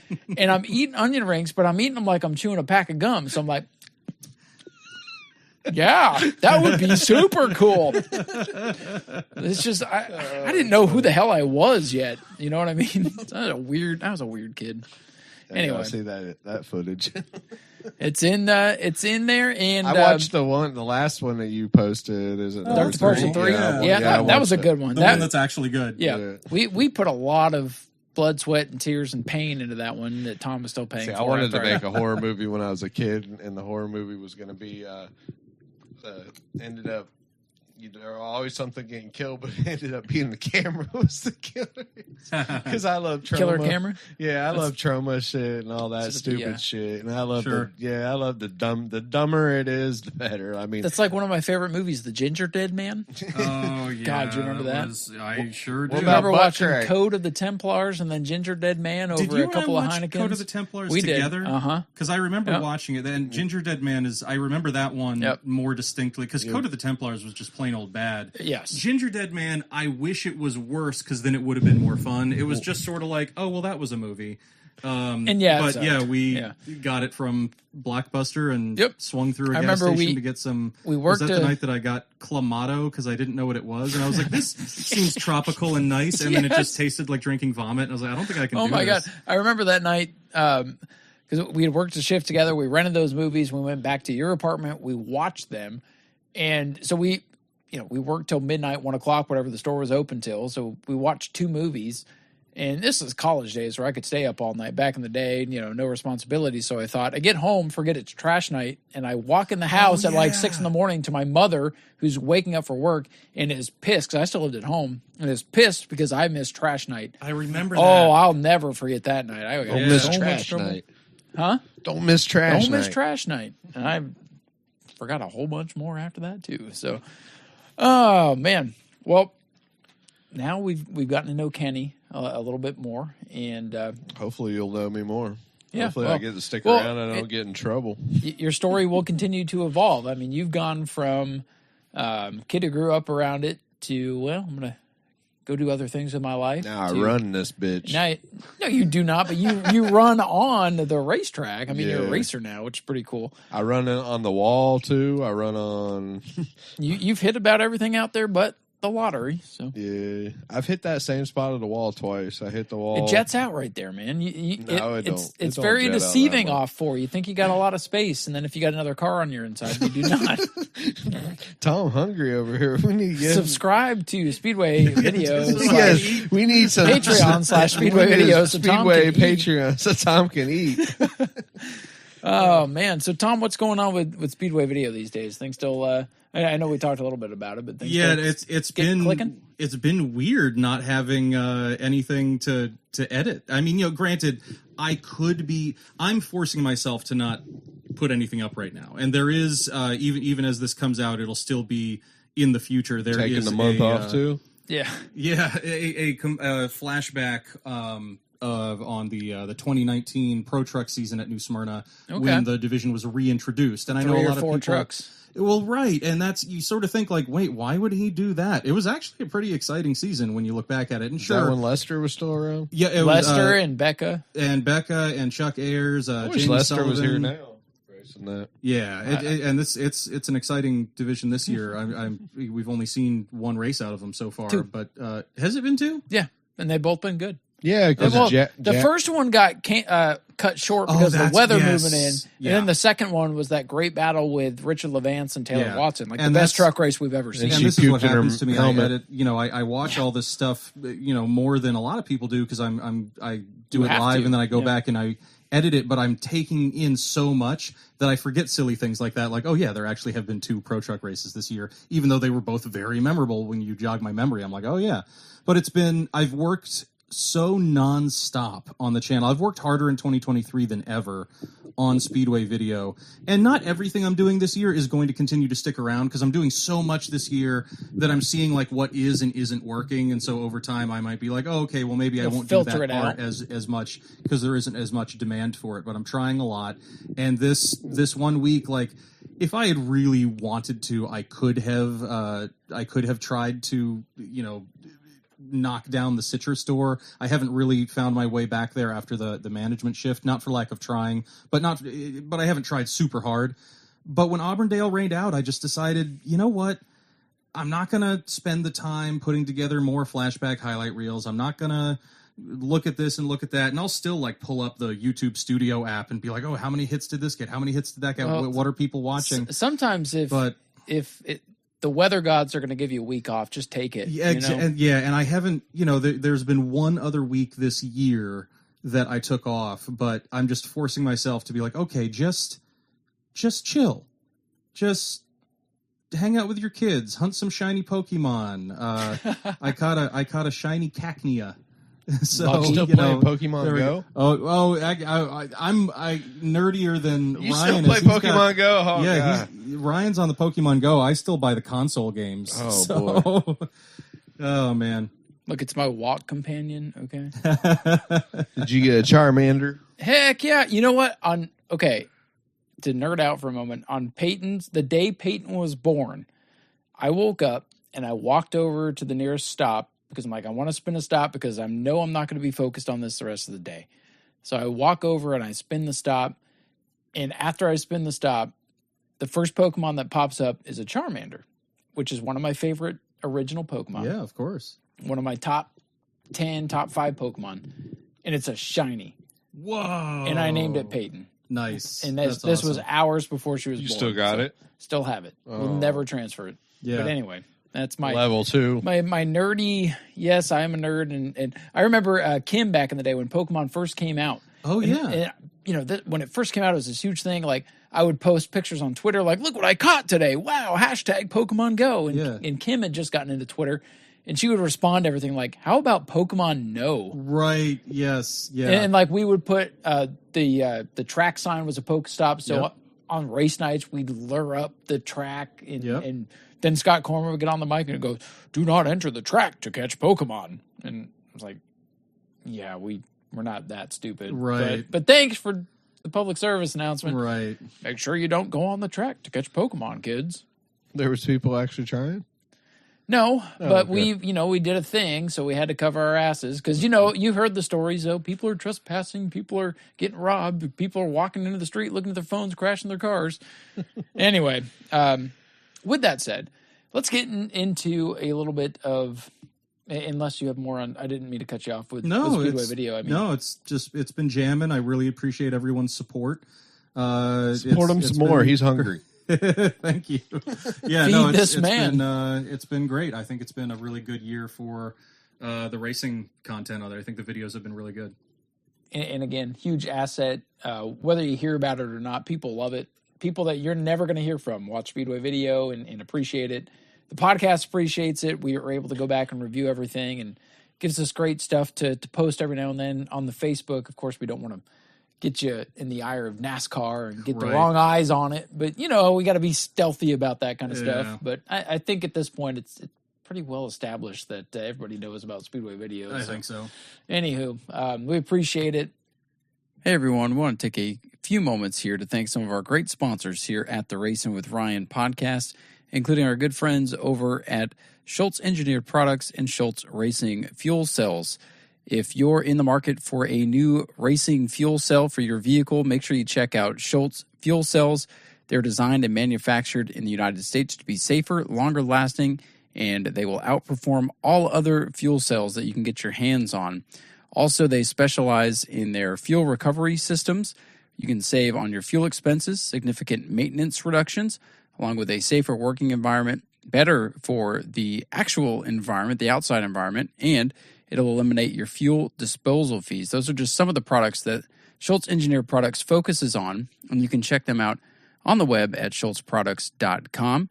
You give them a call at 732-922-4334, or for email inquiries, you can reach out to them at info@schultzproducts.com. That's info@schultzproducts.com, SCHULTZ, Schultz Engineered Products. We welcome them as one of our anchor sponsors here on the Racin' with Ryan podcast. Make sure you check out their website, schultzproducts.com, for everything that they offer. And hey, if you're racing and you want to stay safe, get one of their fuel cells installed on your race car. You will not regret it.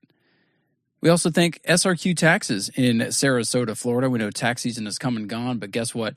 It's never too early to get a head start on next year or to start thinking about next year. And hey, if you have any issues with your taxes, or you're looking to get a hold of somebody that can help out your business, check out srqtaxes.com. Click on their services portal, and you can see everything that they offer, from accounting software selection, audits, compliance, bookkeeping, business consulting.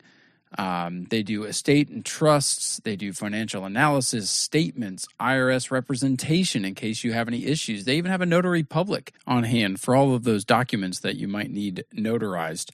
And of course, tax preparation and planning. So make sure you check out srqtaxes.com, located in Sarasota, Florida, or you can get with Steve Darling at the Auburndale Speedway. He'll be happy to help you out. SRQ Taxes coming on board as another one of our anchor sponsors here on the Racin' with Ryan podcast. We also thank 124 Welding and Fabrication. That's our good buddy Ron D'Alessandro.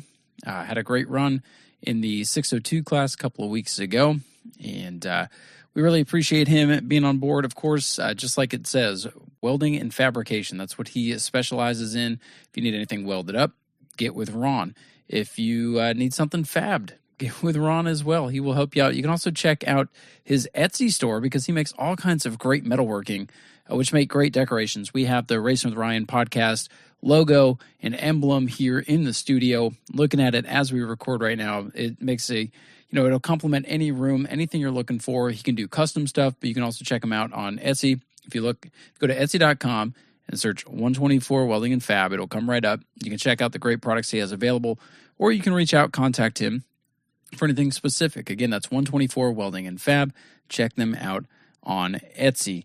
We also have a couple of supporters that we would like to thank. Of course, we have our anchor sponsors, and then we have those that just support the show. And we got to thank Ken Copley. Of course, he is our EMOD sponsor, but we want to thank him for his support here as well. And Doug Samian from Do All Lawn and Tree. That's his company, but he appreciates the show and appreciates what we do, so we appreciate him. So thank you to all of our great anchor sponsors and our supporters here with the Racing with Ryan podcast. Now, we'll let you get back to the show. What I want to do here before we end the first segment, I want to give our listeners some interesting content. And with the fact that we have Kenny and Tom in here, I want to go through each division so far because we're at the, give or take, the halfway point of the regular season. Some divisions have raced more than others, but I want to hear from you guys.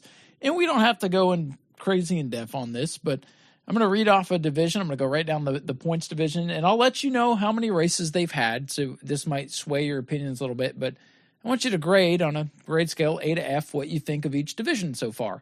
And if you have comments about it, that's fine. This is not to bash a division. This is not to say, we don't think a division deserves to be on the track, because we think every division deserves their place on the track. But let's give them an overall score, and we'll start with the David Rogers Super Lates with excluding Speed Week's 2 points races in the books. What have you thought of the Super Late models so far? Kenny, go. Better than they've been. I mean, I think some surprise people have showed up, and I was thinking besides Speed Week's Super Late models was kind of hard pull. I mean, I just seen what the ASA race, there were 6 cars or something like that. 9 at Salem. 9. Yeah.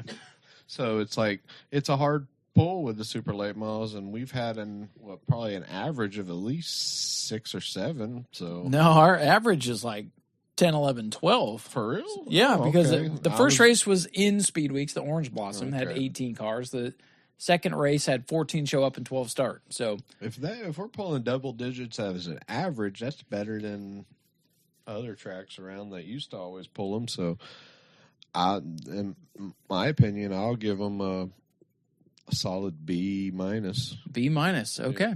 Tom, what's your grade on the David Rogers Super Late so far? I suppose I'm not great with grading things. I suppose I'll also go with a B. Okay. Just because if I want to throw Red Eye in there as well, Sure, every race sure. so far this year has been exciting. The Orange Blossom was incredible. That's the best Orange Blossom we've had. Yeah, that's one of those races where, like, when I mention Speedway video on my wrestling podcasts, I'll say, like, listen, I know not many of you care about stock car racing, but You got a that's wrestling one you podcast? want to watch. I've got a couple, yeah. Oh, you need to send me some links on that. We do need to have that conversation. I agree. Yeah. I've seen some of your Facebook posts, and I'm like, oh, this is a thread that we can unravel. But the like we said, the population in the division has been good this year, and some real good characters. I don't know if we're going to see some of the Orange Blossom characters again, but even I'll stick it at a B because of the length of the races. I totally get the appeal of a 100 lapper, but you get all the excitement out of the way in the first 30 laps, and then you're just sort of waiting for the finish. Would 75 be a better mark to still give it that marquee promotional ability and to spark interest? Do you think 75 would be better? Because you don't want to go too short. I think, all the you time. don't want to go too short. You're Showtime right. does 35 laps and they get like 6 cars every week. Yeah. No offense to them. They're doing What their about thing. twin 50s? Open and The close. Twins Auburndale's got the niche with the twin 50s. So I don't Yeah, know. and It might be we the thing. did some. We twin could be 50 like Citrus and twin 30s times 4. No. No. Yeah, 75 would be good. I like the twin 50s better. All right. I'm going to give him an A, and here's why. Last year, I almost got myself in big trouble for criticizing the first Sunbelt race just because I thought it shoulda, coulda, woulda been better. And I'm the one who sees all the negative comments. So all the negative comments got to my head, and I was negative about it as well. And I was like, man, maybe You this... really weren't. Huh? You really we weren't that negative. I know. No, I was harsh there. about it. I was harsh about it. I was frustrated with it. I wanted it to be better, and I was frustrated with it because I wanted and knew it should have been better. So I questioned at that point if the 6-pack deal was going to work. And of course, last season we only got 2 races in, so it's kind of a small sample size. The second race was better, and then to see, like Tom mentioned, the Red Eye, great race that was. The Orange Blossom was great. The last 100 was pretty good. So, I'll give it an A just with how far it's come versus where we were a season ago. So I'll give the Super Lates an A. And we'll move down the list here, and I'll start with you again, Kenny. Pro Lates, where do you grade them? It's kind of tough. We've only had 2 races, one during the World Series and one at the start of the year. Pro Lates, I mean, from a World Series standpoint, I think Pro Lates is probably one of the best divisions racing wise for New Smyrna Speedway. And I think even as the weekly, or not weekly, but the 6-pack division, I think that they're a great series. And I like that we have people that are not. I mean, look at the list. You got TJ DeCare as the points leader right now. And I mean, we don't even have Brad May in there. He's not been racing the Pro Late, has he? He's only done the one race so far. Okay, yeah. So it's good to see we got different people, and then I mean, everybody on the list besides Brad May is people that don't really race as a Pro Late model out there. So I feel it's a good division. I think we might be getting some Skinner cars back, so that adds to it and everything. But they really haven't ever race again. Yeah, I know. if they ever do, but like. They just haven't really raced much this year because we've been rained out. I think every race. Well, they haven't been rained out. It was a weird thing just the way the schedule fell with the 6-pack series that they did have like a 3 or 4 month break, which is kind of crazy, but it's just the way things go. They were scheduled for 6 races. They have 6 races on the schedule.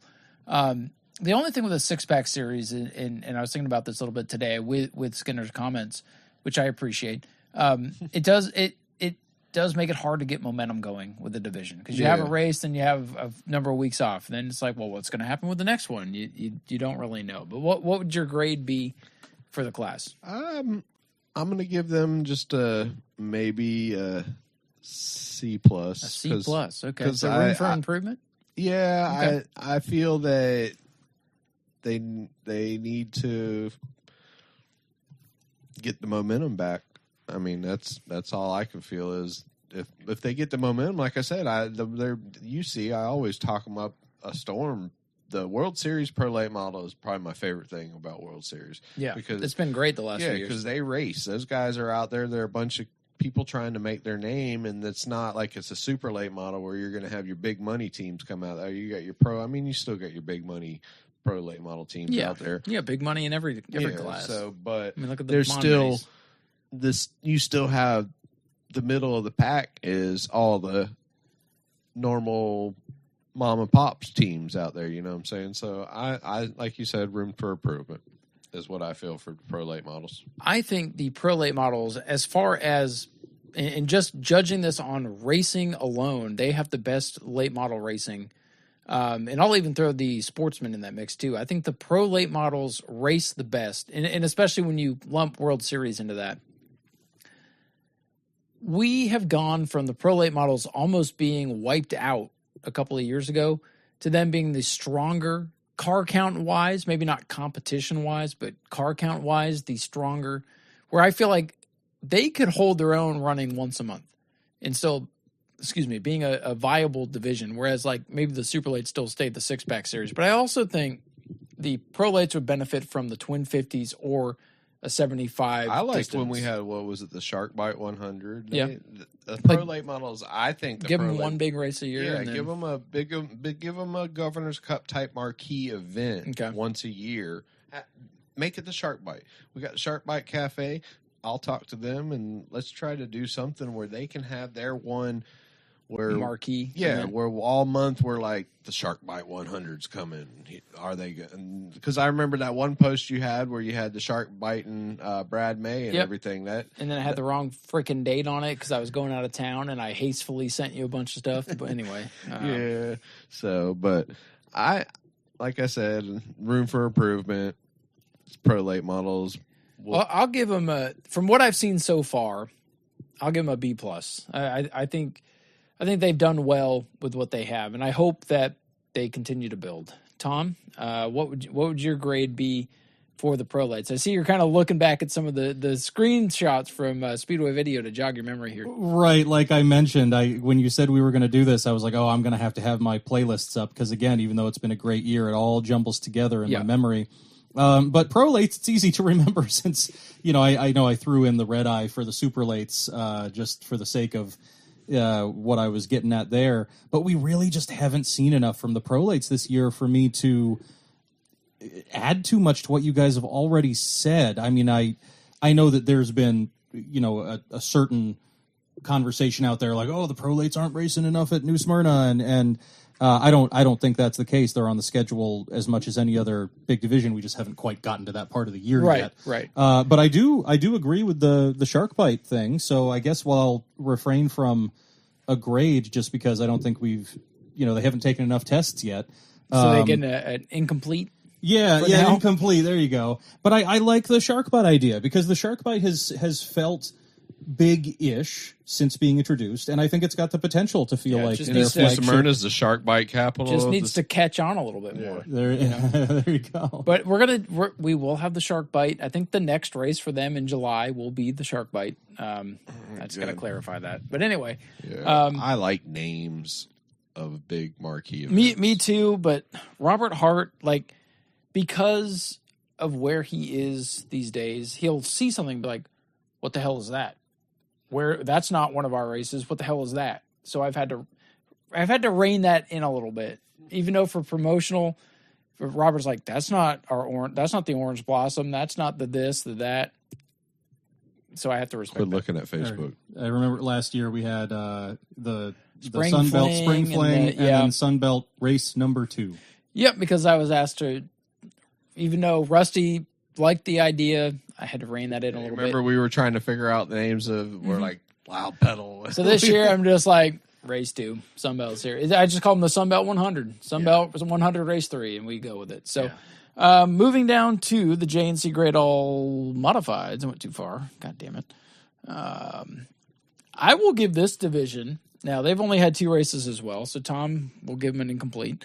I will give this class that I was so hard on last year, I'll give it a B, because we've seen some interesting names. The race during the World Series was good, and that last one we had with Lester coming out and getting the win, I think Lester becoming a player in the modified division has amped that class up a little bit. So, well, we're back around 8, 9, 10 cars instead of 5, 6, 7 cars. So I'll give them a B because they have improved. I was really hard on the modifieds too, so it's hard for me to. I don't know. It just seems like that division.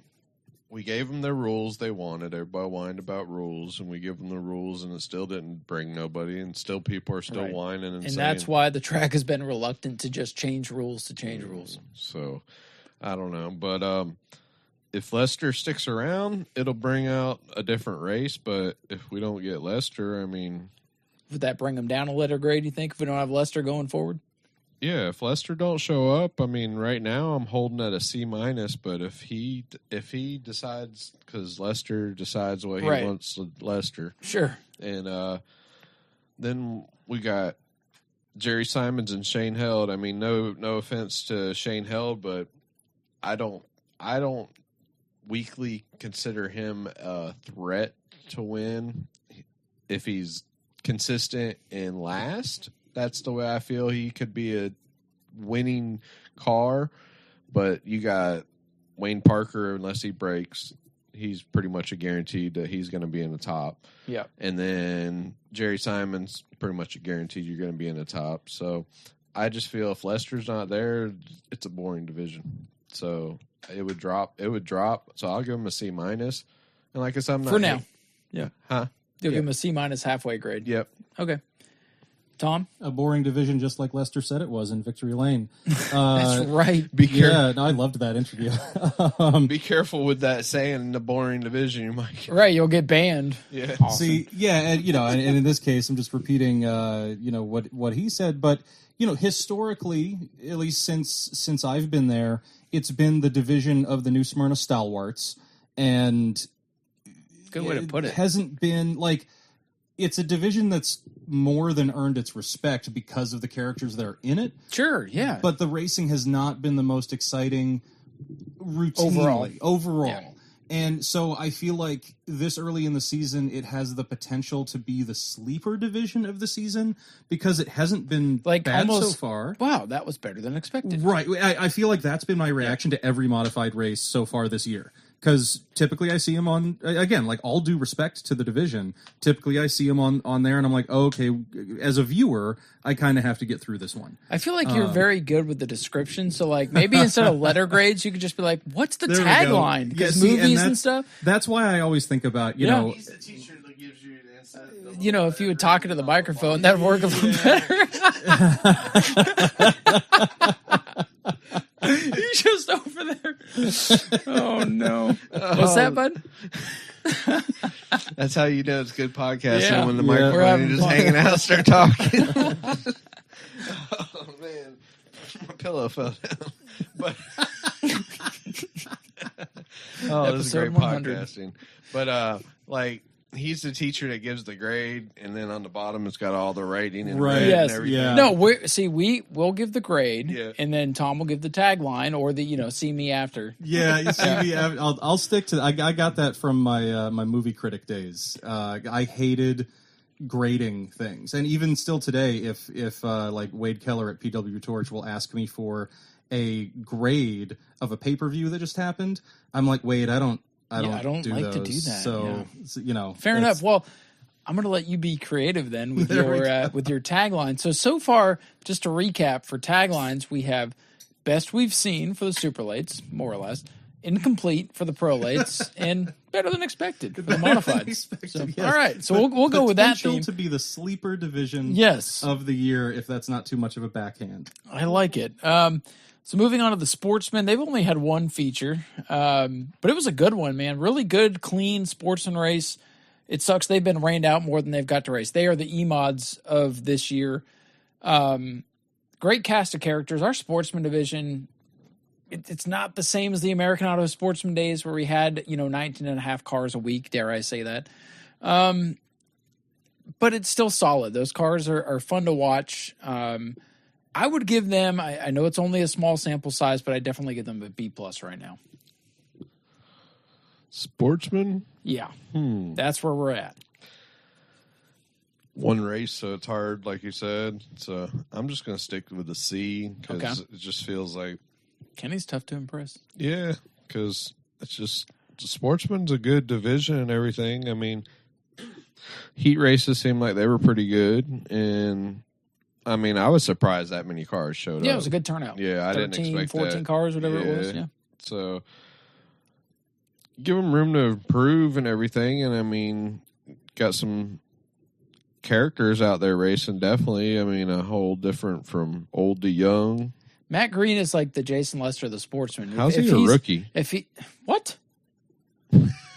He must have registered as one. I got to fix that. Thank you for bringing that to my attention. I was about to he be is like, not a rookie. Yeah, so he got to anywho, get rookie of the year. Then.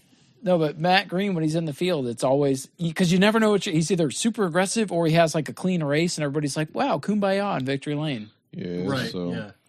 so I'll stick with a C and Okay. hope that they get to actually race few more races this year, and it's a very good division. Always is, always will be. I would love to see a SRL series come there, but It'll never happen. yeah. So according to the runner of SRL, he says he's got no problem with New Smyrna. Right, So right. It's not and it I has know. nothing to do with that. It's Yeah. a So I'll Anyway. just stick with a C. Okay. And we'll turn it over to Tom.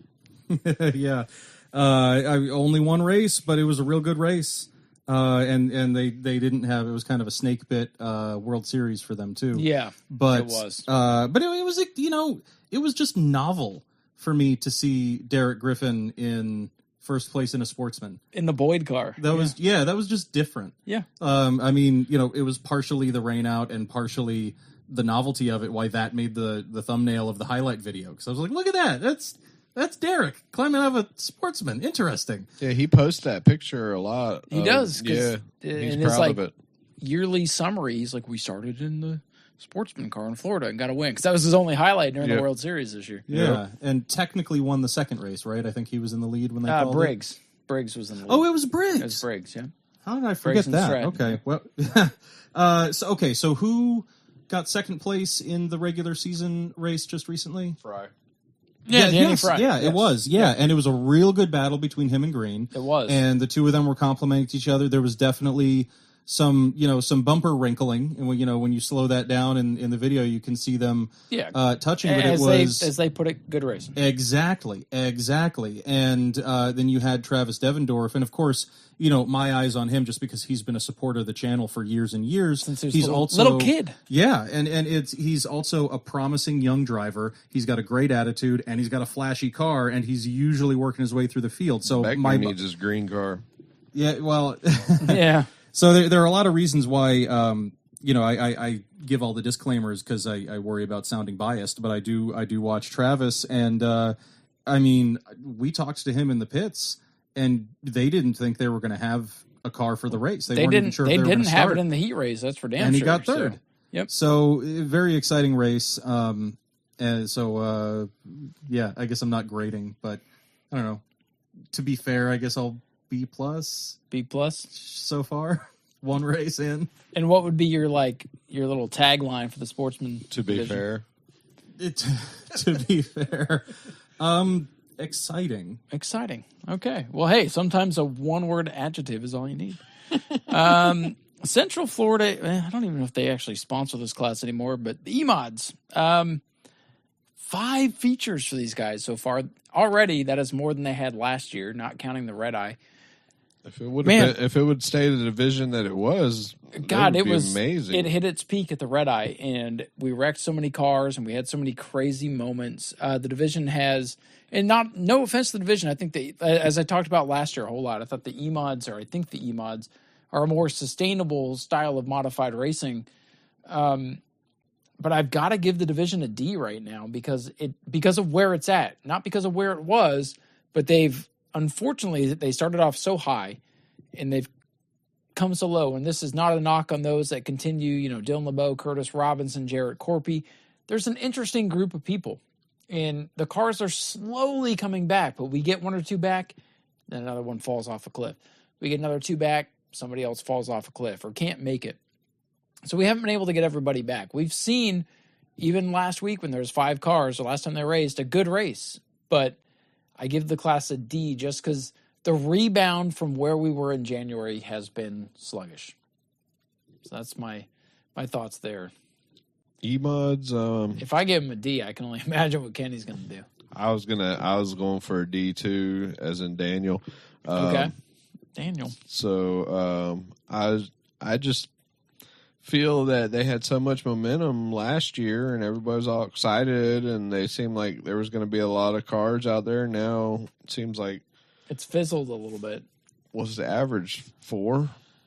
Yeah, 5 or 6. Yeah, so it's just. And that's just a product of the way the racing has gone down. Not a product of the division. It's the economy mod economy themselves out. Maybe. So I don't know. I think you just told Tom's tagline. So I'll hit with a D too. Okay. So I feel there's a lot of room for improvement, and they might need some summer school. And to go with the wrestling theme, if Tom gives it a D, we have the 3D, the Dudley Boys. Hey, there we go. And we've got Team 3D Academy right here in town. Very, very, very close to us, as a matter of fact. That says it all, doesn't it? Yeah, right there. E-Mods. There you go. Yeah, I mean, hey, the last race was good. surprisingly good. I was ready I think it was the last one that went on. I think it ended the night. And I just remember telling my daughter, who's been helping out lately, just like, oh, okay, we're going to get going soon. We just got to get through this one. Right. And then it was an exciting race. So cool. And it's been cool seeing, or I guess just recently seeing Corpy finally get the monkey off his back. So it's not a division without storylines. You can find storylines anywhere you look. And I like the group of drivers, and I feel like I can say that about every single division. Sure. And it is a good group. The E-mods have a really yeah. interesting group of drivers. But it does seem like it's struggling just when I look at some of the first names that leap to mind, like Dylan LeBeau's not happy with the 16. He wants do a I have 75 that car correct? back. Yeah, Yes. the 75. Yeah. Yep. And, Jeffrey, I'm very happy for him finding success elsewhere, but just looking specifically at New Smyrna, we don't have him as a regular in the division. And like Greg Dame was looking real good at the beginning of the year, and next time he raced, it just fell off, and then he hasn't been around since. And I know, different stuff has come up as it does, but it's felt like an incomplete division for a completely different reason than the prolates are incomplete at this moment. It's incomplete for the exact opposite reason in a way. That's an interesting way to put it. Scrolling down now to the LKQ Super Stocks, which I feel like, just because we've already alluded to this class so many times just in our various talks in this first segment here, I feel like everybody's going to give it a pretty good mark. They have had 3 features in young Blake Clauser. The new wave is showing the way with the points. We've had some wild stuff, some big wrecks, some controversy. So I would say, as usual, the Super Stocks continue to do Super Stock things. Great racing, wild wrecks, and rivalries a ton, and controversy that we can't even talk about. So I would give the Super Stocks, I'll give them an A, just because it doesn't matter. 6 cars, 10 cars, 16 cars. They do not disappoint. There's always storylines with this class. Super Stocks. Kenny's going to give him an LKQ for a grade. Anyway. LKQ. What's up with the rookie stuff? I mean, Tyler Perneski ain't no rookie. Gage See, I don't know where that rookie. came from. Like, you need to fix this. I need to clean it up, I will after this week, and I'll have it cleaned up. All right, I'm gonna check. Okay, Monday. Hold me to it. Monday. Give me till Tuesday. It's the sound that Bobby Holly's back makes when he climbs up out of the car in third place. Yeah. Oh, God. Speaking of Bobby Holly, he's been a little off this year. It doesn't seem like he's got the speed that he used to always have. So. That's true, but just wait. He's going to end up winning like the last 10 races of the year. Yeah, so. But the LKQ, so Super Stocks, I don't know. I mean, it was a tight division, but now I think now with what's going on, it might just be, as long as he shows up, I think he might have the championship. So, but I mean, now you got George Spears back in the mix. Seems like he's got a good car underneath him, and then Justin, he's finally back, and Gage got a car out there. So I love the division. I think they're one of my favorite divisions, but I'm going to go with A- because I feel that they need to calm down a little bit and get back to racing a little bit. Fair enough. It seems like last year there was a lot of controversy and everything and a lot of things, but it seems like the cars this year, it seems like it's went to different people, but we're not gaining anything by it, and it's not giving good storylines. It's just causing people not to race. So, but I'll go with the A- and improve your stuff. Okay. Fair enough. I'll also go with an A, and I'll say that this class is the old reliable of New Smyrna Speedway. I mean, if Good Super tagline. Stocks are on the schedule, you're going to get a good show. You're going to get something. Yeah. And I just said about the E-mods and basically about any class in general that you can find storylines anywhere you look. With the Super Stocks, you don't have to look. The storylines are going to manifest, whether it's father son on the podium or whether it's a crazy wreck with a long-standing rivalry. I mean, it's just they're an exciting class to watch, and that has been the case ever since I started filming there. I mean, one of the first big moments you had was Preston Hunt and Garrett Hill. Yep, that's right. And then the first night that my daughter was filming, it was Was that Gage? Yeah, Gage and remind me. Yes. It's so weird. I said this on my Sunday live stream as well. Like, I know that guy, I know who he is, and then when I try to conjure his name, but he's not in his Mod Mini, so it doesn't. Maybe that's what it is. Maybe that's what gotta it be is. it. And he's so friendly in the pits too. I embarrassed when I blank on the name. But yeah, when that happened, I was sort of like, oh, so her first night, and she gets another big super stock wreck with a young up and coming driver. So there was just some poetry there, but of course, unfortunate that it happened. But yeah, I mean, still, from a viewer standpoint, very exciting. I would agree. We kind of talked about this division a little bit, but the trucks are up next. Ashley Holmes Jack's trucks, only 2 events, and I think they've both been pretty stout. I mean, the first one was a little bit chaotic with some of the procedural stuff and the rules, and then everybody not being on the same page. And then the weather, and it got cut short, and there were some crashes. So that first race, a bit of a disappointment. But then they came back with a fantastic race with Rich Levance and Taylor Watson. So looking at those 2 events, and then their Speed Weeks races were fine. From where this division came when they first started, as we talked about with the Clips Thomas coming up later this week, I got to give them an A. I just feel like when the trucks are on the schedule now, it's going to be, it's kind of like the Sportsman, a modestly good turnout and probably some really good racing. So that's where I think the trucks are at right now. Definitely an asset to the Speedway. Yeah, the trucks, I mean, they are a pretty good division. They seem to bring the trucks there and seem to have good racing, and there's a lot of interest. I mean, you make good money to race 25 laps there comparatively. So I mean, I know everything else costs more money to race at the big track, but with the trucks, I'm going to give them a B+ because they're solid. It's just they need to get some more races and under their belt and actually see who's fast out there, because right now it just seems like everybody's trying to figure out who's the fast truck out there. So I'll go with a B+. Yeah, seems to change every week. B+ seems fair. This, I said I like the group of drivers in every single division at New Smyrna, and I hate these guys. It sounded like that's what I was setting up.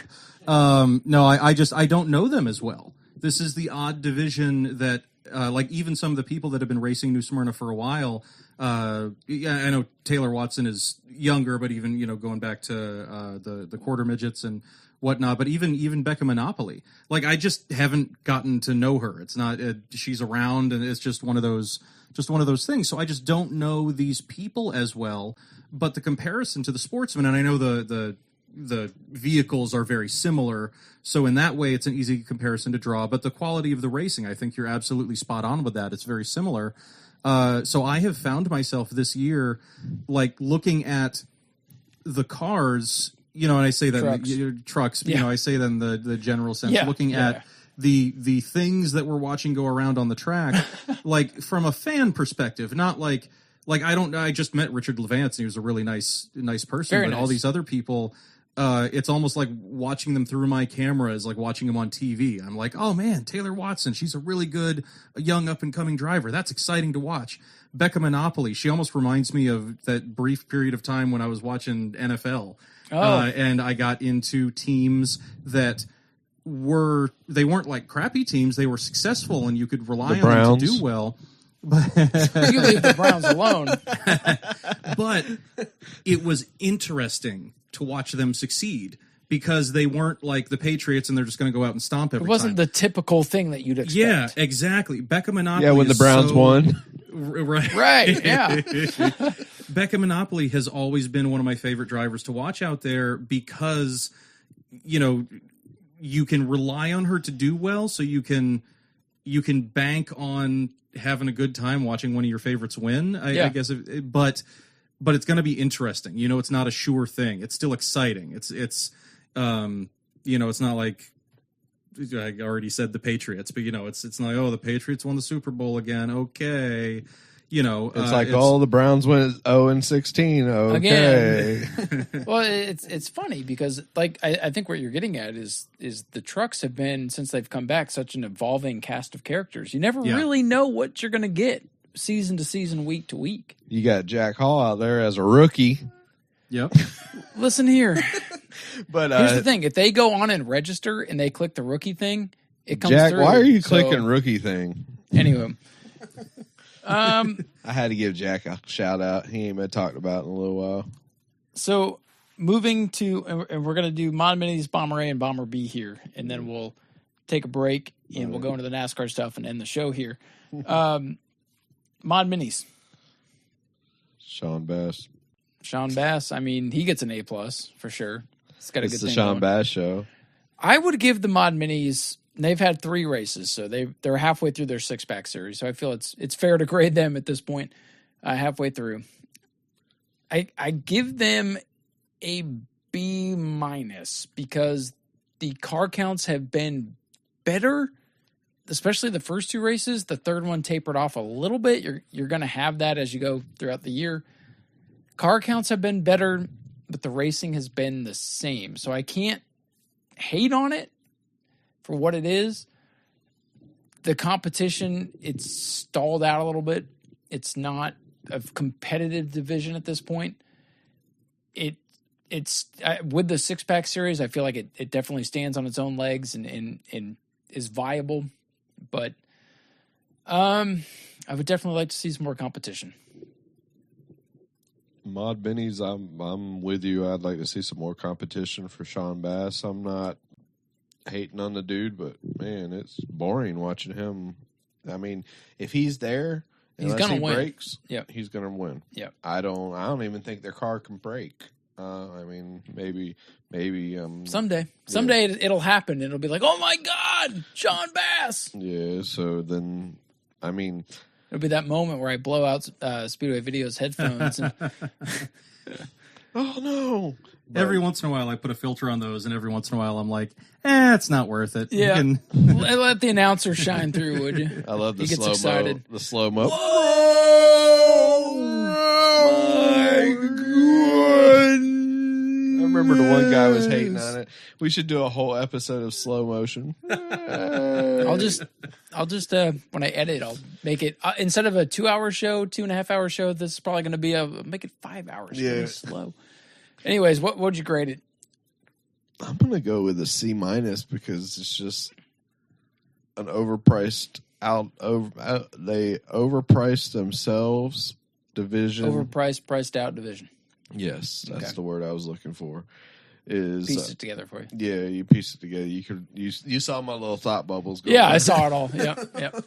And everything. So, but it's a great division. I mean, it has been a lot more cars than I expected. I thought they were like kind of lumped up with the modifieds, 3 or 4 or 5 cars and everything. But I mean, I think we were averaging 10 cars at least, and then I think now we're probably maybe like 6 or 7. So yeah, we're back to 8 cars again. Yeah, but we'll see. Maybe it'll come back. Yeah, and I like the 6-pack series. So, like I said, I'll go with what I said. We'll move from there. Yep. Tom, more competition is it, isn't it? And that's what it's missing. That's the only real thing it's missing right now. yeah. And again, no offense. I don't want to be mean, but I guess if I'm not mean to at least one division, then saying something nice about every other division means less. Right. It's kind of like, well, he's just going to give everything a B. He's got to hate one division. And it's not hate. It's just an objective look at it. Not at all. So, and like, I mean, I said this last time I talked about. You can't give a kid 100 on his test just because he's a nice kid. So yeah, nice don't pay the bills. Right. No, I said this last time I was on, and we talked either. about the Mod Minis. That when I first started, I liked them just aesthetically. I liked how they sounded. I liked how they looked. They're different. Yeah. And so it's not like, I don't know. What I'm getting at is that every single Mod Mini race so far this year, because of the 6-pack series, because of some drivers that we don't usually, or at least because of the effort to try to rebuild the car count. Yeah. Every time I'm like, okay, this is it. This is going to be that race. This is the one when the Mod Minis are going to be back. I'm going to be so glad that we've got an exciting Mod Mini division. And then, I said with the super lates, it's an exciting first 30 laps, and then you got to wait for the end. With the Mod Minis, and it's an exciting first lap and a half. Yeah. And then you got to wait for the end, and it probably takes longer because them running 50. And I see what you're saying, yeah. It just, like, I'm rooting for them, but it has not panned out yet. And then I know the bull ring is completely different, but you go over to Auburndale and watch the Mod Minis. They're one of my favorite divisions to watch there. They're so exciting. And, of course, Tyler Cummins, Nick Cummins. Why do I say, is there a Tyler Cummins? Does he have a brother? Why do I say that? Maybe. I don't know. But you're thinking Tyler Simpson and Nick Cummins together. Maybe. Their love child. Yeah. But yeah, I think Cummins is just so fun to watch. And you don't have anything close to that level of excitement when you watch a Mod Mini race at New Smyrna. So the grade, if you had to give him one, or the tagline, or the summary. You guys said the tagline. It's more competition. Yeah. Okay. And the Skinny said D. I'll say D-. All right. Well, we got some controversy out of Tom. All right. And again, we're going to do Bomber A and Bomber B. No offense to the Ground Pounders and 602s. They're great. They're a great addition to any field, and I'll kind of leave it at that. But the Blackjack Seal Coating Bomber A division 24-second rule has changed the game. Of course, the scoring snafus need to be fixed up, but I'm not gonna hold that against the division. Car count's probably some of the best that we've had all year. I think the lowest turnout was 14, which some tracks around the country would give an arm and a leg to have 14 cars in a class. I think it's been great. I know there's been chatter and talks and controversy and drama and this and that, but when you have a lot of cars and you have a good division that's going to come with it, I give the Bomber A's an A. I'll give them 24 A's. The Bomber A's, the Blackjack Seal Coating Bomber A's. Yep. You didn't get it. I know they're not paying I did you. say that. You weren't listening. Did I say that, Tom? No, you did not. I don't You think said, so. You said the but they Bomber don't, A's. like you said, they don't pay your bills. Well, Yeah, that's true. But I don't I put just the like that sponsors name. on It's my a pretty cool videos name. either, except recently with the highlight reels I've been doing it. But man, it's annoying to keep track of. Yeah. Did they pay me today? But 24-second rule, it killed the division.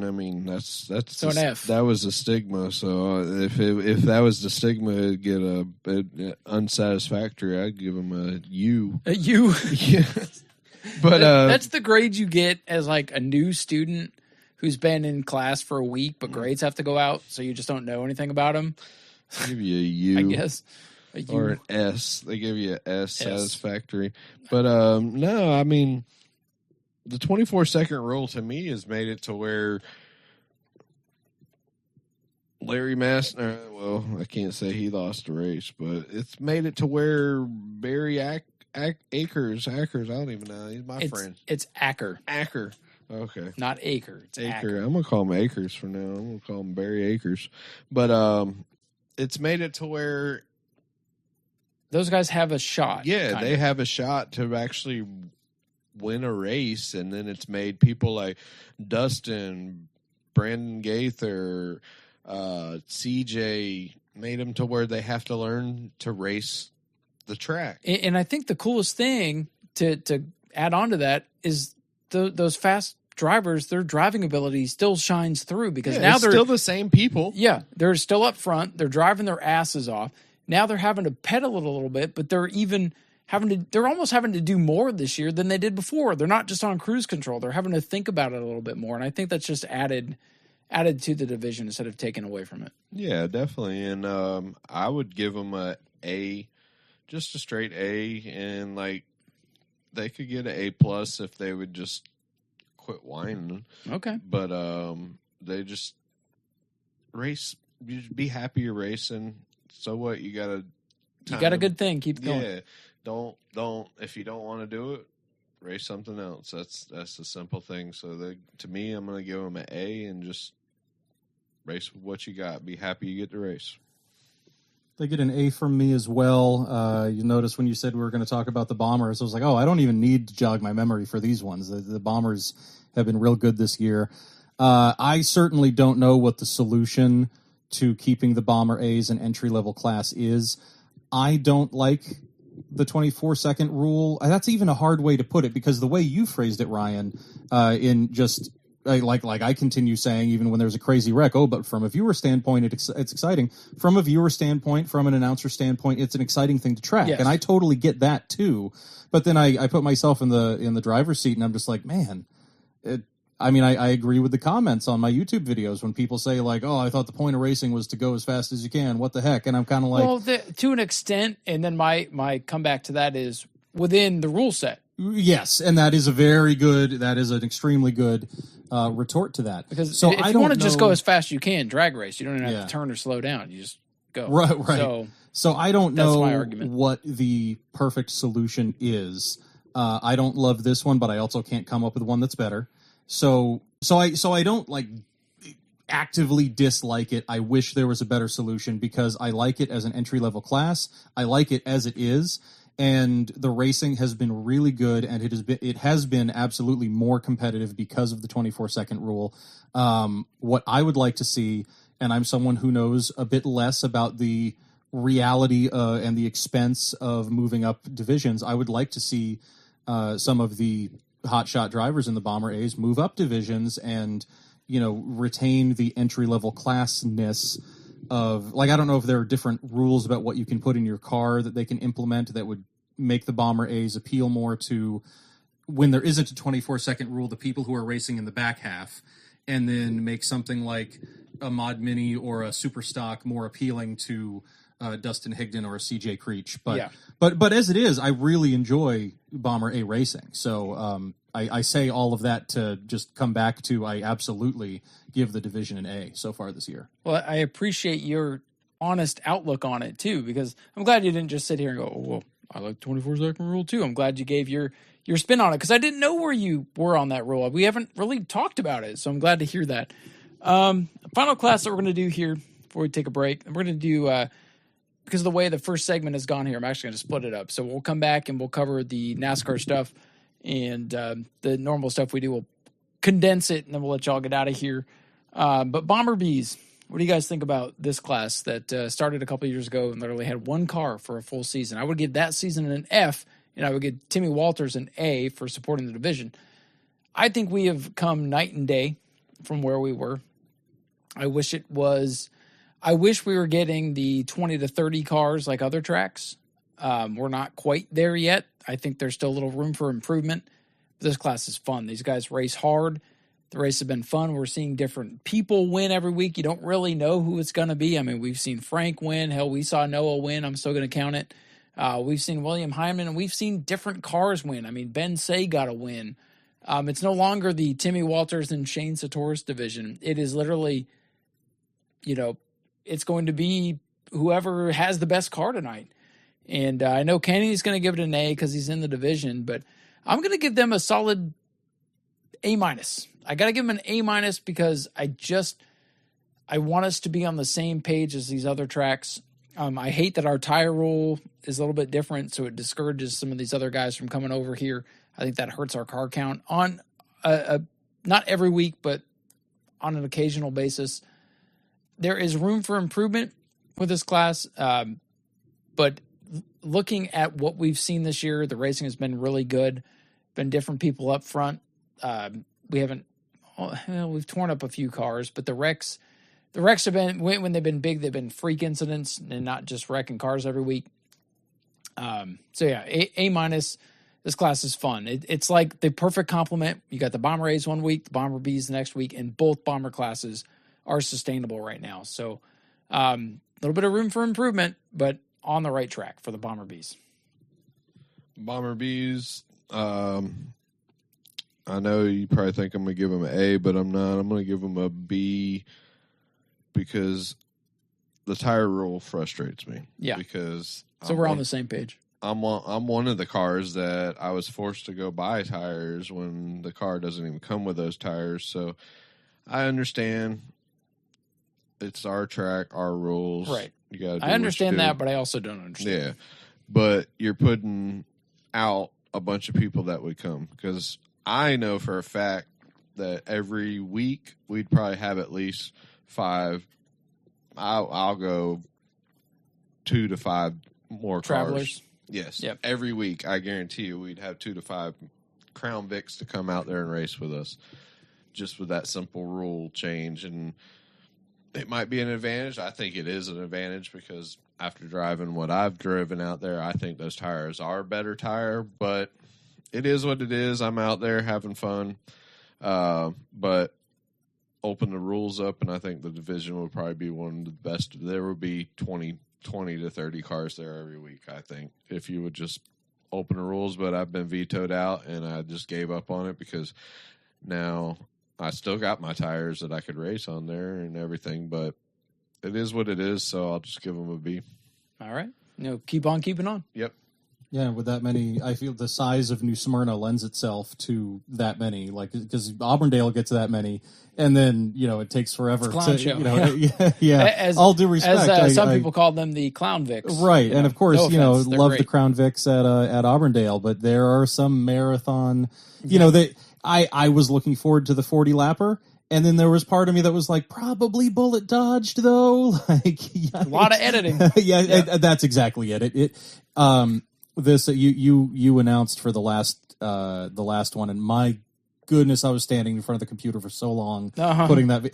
I'm so proud great. of that It's video. a fun race. It is a great, and one of the YouTube comments I got was professional production quality or something, and I'm like, thanks for noticing. Thanks for noticing all my cuts. Wow, this was really the front stretch GoPro got a workout on that one. But anyway, yes, I wish more people would travel. I wish more people would travel for the Mod Minis too. Sure. But the Bomber Bs get an A+ from me, and I don't give that. It's not just because I don't want Skinny to beat me up after this. Well, that's what it is. But give your explanation anyway.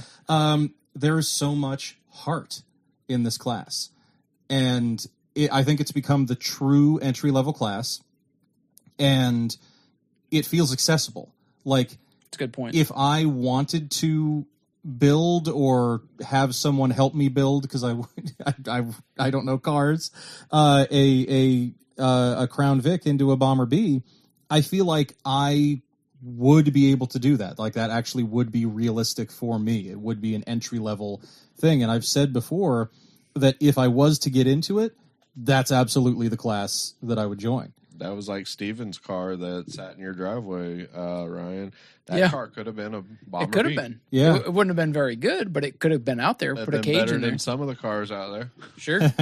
Yeah, the racing has been exciting, and just the identity behind the vehicles when you get to know the characters. I mean, these people are all out there because of their passion for it, and that's not to say that. I mean, everybody is. Almost everybody is, unless there's like somebody who's doing it because their dad told them to, or whatever. There are so the much arriving drivers, but Yeah. I think every division, like you said, out there at New Smyrna, On a weekly Yeah. stage. they have just as much passion as the people that are out there doing it for a living. and I would argue more so.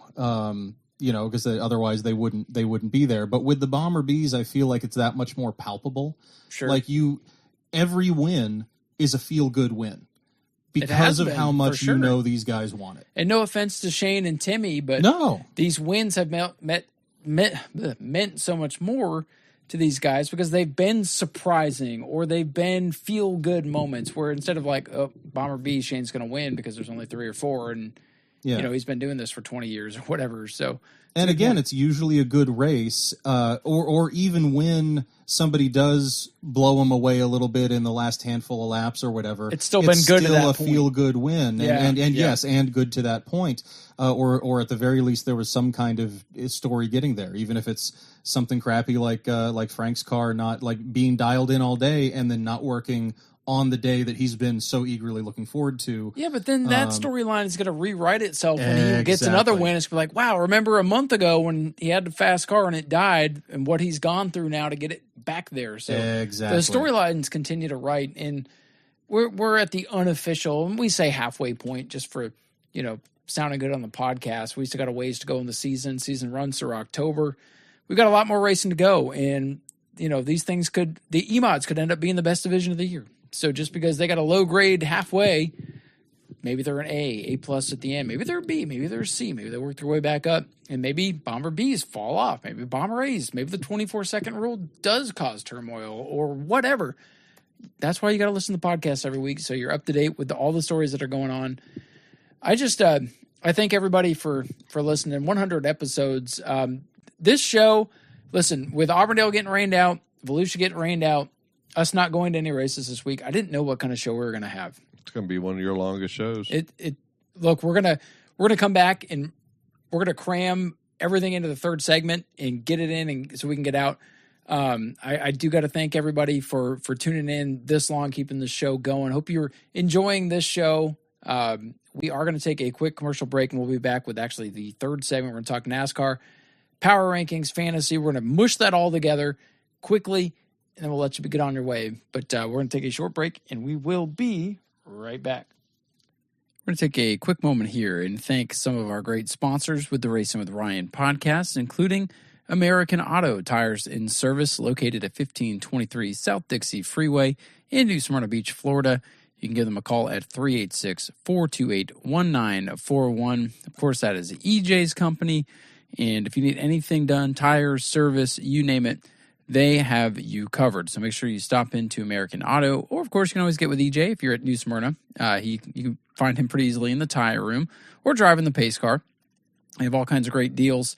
Look, I'm in the market for some tires. I'm going to be stopping in there in the next couple of months and getting my tires done there because I wouldn't trust anybody else, because I know EJ is going to take care of us. They offer everything from free visual AC checks, tires, maintenance, repairs, any kind of service you need. They even have wheels. So American Auto Tires and Service, your one-stop shop in the New Smyrna area for anything that you need done. So make sure you check them out again. 1523 South Dixie Freeway in New Smyrna Beach, 386-428-1941. Stop in and see our friends at American Auto. We also thank DeBerry Paint and Body for coming on board as a sponsor. Of course, that is the two Manellos. So let's just say you get into a little bit of a fender bender and you don't want to go through your insurance because you know they're probably going to hike up your rates and you're going to pay for a deductible and you're still going to have to pay for all this stuff. Make sure you check out DeBerry Paint and Body because they will go ahead and handle that for you. If you got a scuffed up fender, if you got some dents in a bumper, if you got a door that needs replaced, DeBerry Paint and Body will take care of all of that. They are open until about 6 o'clock each day, and you can get in touch with them by giving them a call at 386-320-0267, and they're located at 400 Chairman Court, Suite 200 in DeBerry, Florida, 32713. And again, their hours are typically 9 a.m. to 6 p.m. on the weekdays and 10 a.m. to 1 p.m. on Saturdays because, you know, they got to get out to the racetrack and whatnot. So if you need any body work done, paint, body, whatever you need, make sure you check out DeBerry Paint and Body. We also thank our good buddy, Mr. Andy Morrison with Never Give Up. Andy's always at the New Smyrna Speedway supporting our racers and even supporting the little ones over at the Little New Smyrna Speedway for the quarter midget racing. You can typically find Andy Friday and Saturday at the New Smyrna Speedway. He has some great items for sale, and sometimes he gives those items away. He's got all kinds of great things for his company, Never Give Up. He's got plaques, he's got hats, he's got stickers. I know a lot of the Bomber guys run the Never Give Up sticker on their car. And really, I think everybody could use that message these days. Never give up, keep doing you, and keep supporting what you love, just like Andy does. And we appreciate his support here on the Racing with Ryan podcast.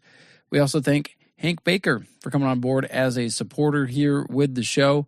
He'll be on for the next handful of episodes, and we really appreciate him. A really great guy. We miss him in the pit area this year, but if you see Hank, talk with him. He's got some great racing knowledge, and it's always a pleasure to be around. We also thank Bromley Motorsports for coming on board as a sponsor here on the Racing with Ryan podcast. Of course, you can primarily find the Bromleys running at New Smyrna Speedway. They have a couple of Bomber Bs, the 6 machines out there for Bromley Motorsports, and they have some pro trucks that they run occasionally as well. Sometimes you can find them out at the dirt tracks having a little bit of fun as well. But we appreciate Bromley Motorsports for coming on board to support the show. So make sure you check them out next time you're at the New Smyrna Speedway. We also thank Jeff White Racing for coming back on board as a sponsor here on the Racing with Ryan podcast. Of Of course, Jeff White Racing can be found bouncing between the Auburndale Speedway and the New Smyrna Speedway. Jeffrey White, driver of the 41 E-Mod/A-Mod, has been one of the dominant forces. So if you're looking to get on board with a good racing team, make sure you check out Jeff White Racing and check them out at the Bull Ring at Auburndale and the big track over at the New Smyrna Speedway. We thank them for coming back on board and supporting the show. We appreciate everybody's support. And again, if you'd like to come on board as an anchor sponsor, you can do that. If you'd like to just be a supporter, like our friends Hank and Ken, Doug, Fast Cracker Racing, Andy, you name it, you can do that too. We charge just $5 an episode. The amount of episodes is up to you. You can do a year, you can do 10 episodes, you can do one. It all helps, and we appreciate it greatly. Thank you guys for your support, and we'll let you get back to the show. All right, everybody, welcome back to the show, and I want to thank both of you guys for making what was, a very a marquee show for the podcast, but a very, there's not much to talk about on paper show, into one of our most interesting conversational pieces that I believe we've ever had on this show, to where I thought we were going to have to stretch the NASCAR thing and make that like the core of the show, but honestly, we're going to breeze through it. We're going to do the power rankings real quick, and I've got the fantasy stuff, and that's going to be the third segment. So, I know that Tom doesn't watch the NASCAR races, but I sent him the highlights from Gateway so he could be a little, because I didn't want to have him sitting here through nothing. So we'll hear from Tom what he thought. I know Kenny watched some of the highlights too. The racing at Gateway was what I expected. It was hard to pass. It wasn't the greatest thing in the world. And Kenny, I think you were talking about it. Well, we took a little break there. You mentioned the brake rotors. That's kind of the big takeaway. Kind of a tough break for a lot of guys this weekend. What's causing that, you think? I was going to ask you. Why at this track, all of a sudden now we're getting brake problems? Well, I'll give you my theory, but then I'm kind of interested to hear. Like they were talking about, I don't know if it was Denny's or Door Bumper talking about that long stop when a lot of the cars just sitting there with their brakes melting away or something. I don't know. I think what it is the straightaways at Gateway are so long. It's a mile, like a mile and a quarter track, something like that. I think the straightaways are so long, the corners are not banked, so you're going so fast down the straightaways, and then you're hard on the brakes. So I think if a team came in with a conservative brake package and not like the big bulky brake, because somebody mentioned there's two different ones you can run. So I feel like you're getting so hard on the brakes to get through the corner to get the car to turn that it just put so much stress that they just overheated. So I think it's just a freak situation, and maybe we'll see the same issues at New Hampshire, but we didn't last year. Is it New Hampshire? New Hampshire. I'm pretty sure about it. So, yeah, I mean, that was the craziest thing about this race. Obviously, there was a 2-hour lightning delay, which sucked. Made this race go into like 9 o'clock at night, which was fine with me. I got to enjoy the IndyCar race during the rain delay. So I did watch that. That race was pretty good. It was good. There's a lot going on. Alex Plo won. Weren't they racing a street race or something? Yes, like the streets of Detroit. So it was ugly and weird, but did they have their guns out there? No, there was no issues. Okay. Absolutely no issues. But yeah. So what do you just think it's the cars sat for too long that caused the brakes? I think I mean, I don't know. You're around all the smart racing people all the time. What do you think would cause those brake rotors to just explode like that? Too much heat? I don't know. We don't fix our stuff. Our rotors break. We just drive with a broken rotor. All right. But, at least they're not shooting out and hitting fans. They were trying, but no, Noah Gregson's hit a fan. Oh, he did. Oh, yeah, he's getting sued. No, the fan was like, "This is awesome. I got a souvenir. I got a wound. Did I leave it in the shrapnel in and everything?" But Noah Gregson, he hit pretty hard. He looked a little shook up. He looked shook up during his interview. It looked like he was still dazed a little bit. He can't wait till what did he say? I can't wait till off season. Yeah, because they're going to Toyota. They're going to reboot the whole program because he's had a tough year. Yeah, so I don't know. I was glad to see Bubba wreck. He was running well in the top 10. Blew a brake rotor, so that made you happy. It's karma. Yeah. He should have put his finger on the wheel. But God, every week. Yeah. Every week. You got to keep Bubba. I heard Ross Chastain did Ross Chastain type thing. Yeah, he spun Michael McDowell. And then he ran 20th the rest of the race. I He's seen off. Larson was even in the back. Riding. Larson was in the back and then finished like third. Yeah. So I think Larson just hangs out and rides around, and they fix Larson's the the car. new Jimmy Johnson, man. They when they have a bad day, they make it a good day. Don't put that on that evil on. Oh, I'm Larson. sorry. Larson was fourth. Tom, I know you watched the highlights on this thing. In my opinion, not the most exciting race that I've ever seen with NASCAR, but in watching back the highlights for preparation, what'd you think about what you saw? I think Any my main takeaways? takeaway was we do a really good job with what we do. Okay. The quality of the announcing, the quality of the filming, the way that it gets cut together. I was like, yeah, sure, they've got higher definition cameras and they've got more professional microphones, and yeah, they've got cameras littering the track so they can cut to whatever one they want.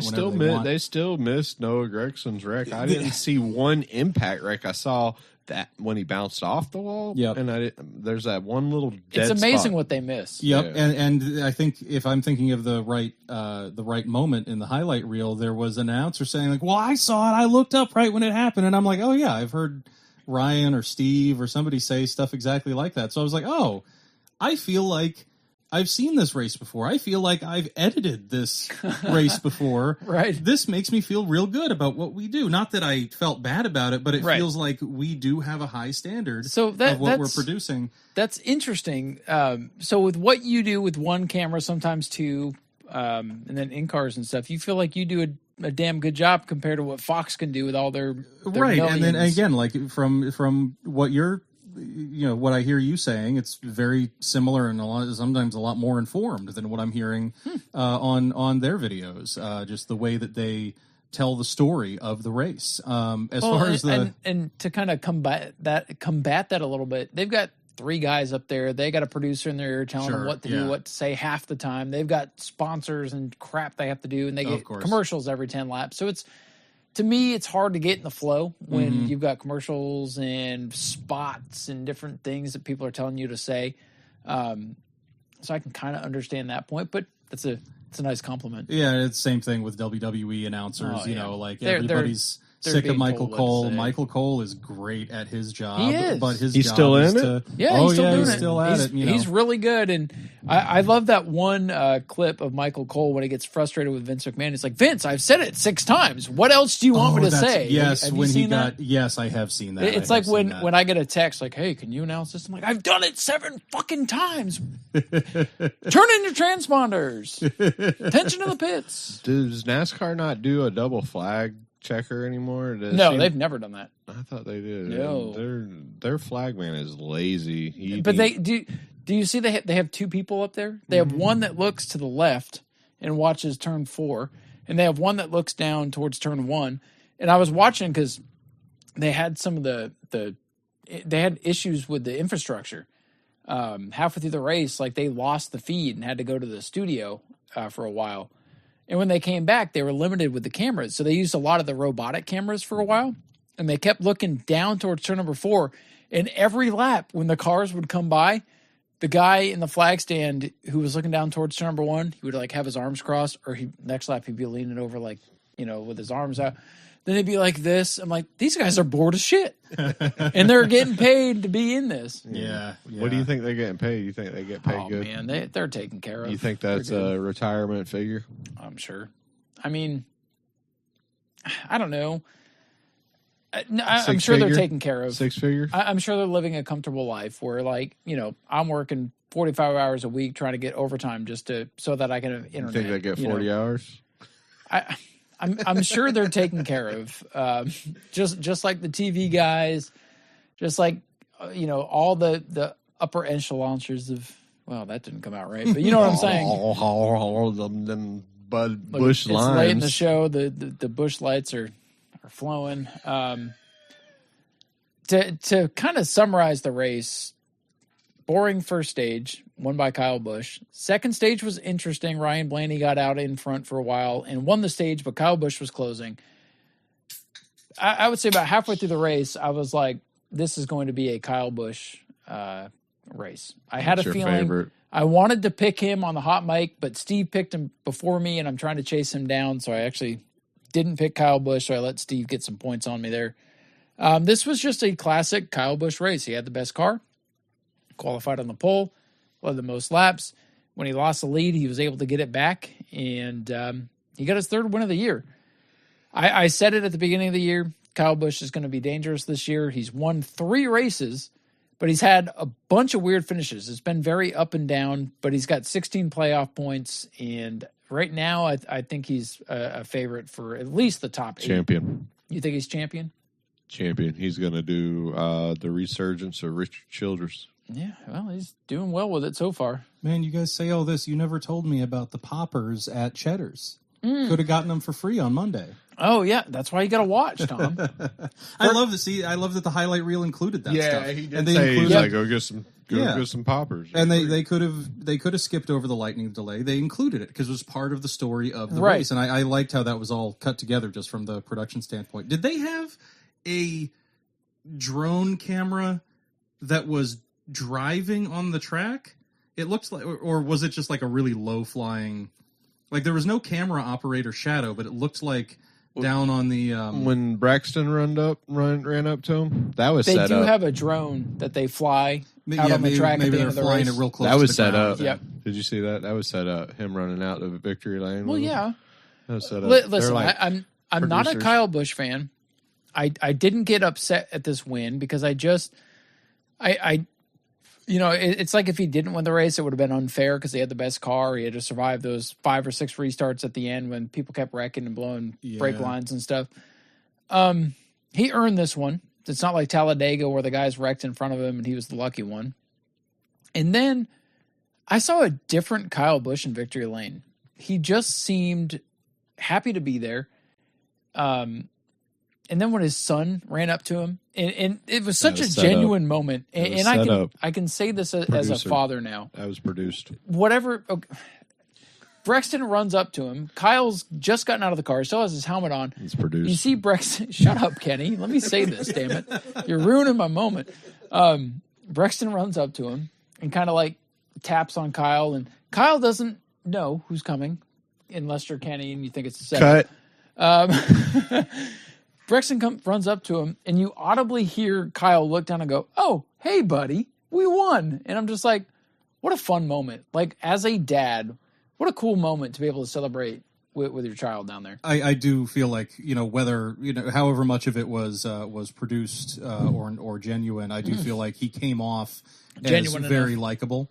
In that moment. Yeah. And the commentators were talking about how he had just raced at short track recently. Of course we saw him at New Smyrna a few years ago. That's right. But yeah, it was just cool. There was definitely the moment like, oh, and he gets his 63rd victory and he's got however many car lengths between him and the guy who came in second. And I was like, oh boy, Ryan's not going to be happy about this one. Yeah. And then I saw the victory lane and I was like, this is a really nice moment. Yeah. So. And it was, and hey, sometimes the people I don't like have a good race and they get a win, and I wasn't mad about it. It's not who I wanted to win. It wasn't the most exciting race. It was interesting. There was a lot of cautions towards the end that gave you the potential for a wild restart that could mix up the field. We didn't see it. There wasn't a lot of passing. Maybe they should have used the short track setup here with less downforce, maybe get a little more slipping and sliding.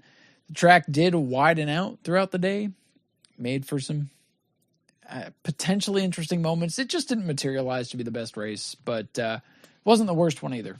Since I didn't watch the whole thing, from your perspective, watching, regularly as you do, keeping up with it, did the cautions at the end actually make it more exciting considering what we had? Because the way the highlight reel cut together, it made it feel like one of those like, oh boy, now we got to start over again. That's how it felt.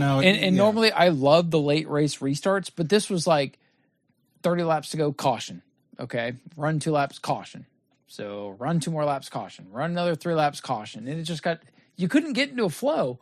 And after they would get sorted out for a lap or 2 after the green, there was no passing. And then it's like, okay, either let the race, let's see the race go and see if there's any comers and goers, but it was just caution after caution. It was for brakes and it was for little minor spins. It was annoying. And normally I'm like, oh, a late race restart. But this one, with so many of them at the end, it did get annoying. So that definitely did take away from it a little bit. And I do have the score here, as I always score these things. I gave the racing a 3. We've kind of touched on it. Not a lot of passing. After a restart, a lap or two, everybody got in line, and that was pretty much it. Excitement, I did give it a 7 because the restarts gave that potential for, okay, maybe it's going to mix it up. It didn't happen. The restarts got annoying, but it's still those, every time we restart in NASCAR, I find that Where's potential Ross to be- Chastain? He just wasn't exciting enough. No, I'm just saying that's whenever it's a restart, that's what you should be like. Where's Ross Chastain? Well, he made his only moment of the race on that one restart where he spun out Michael. The finish, I gave it a 5 just because got to give some kudos to Kyle Busch for hanging on for like 5 restarts.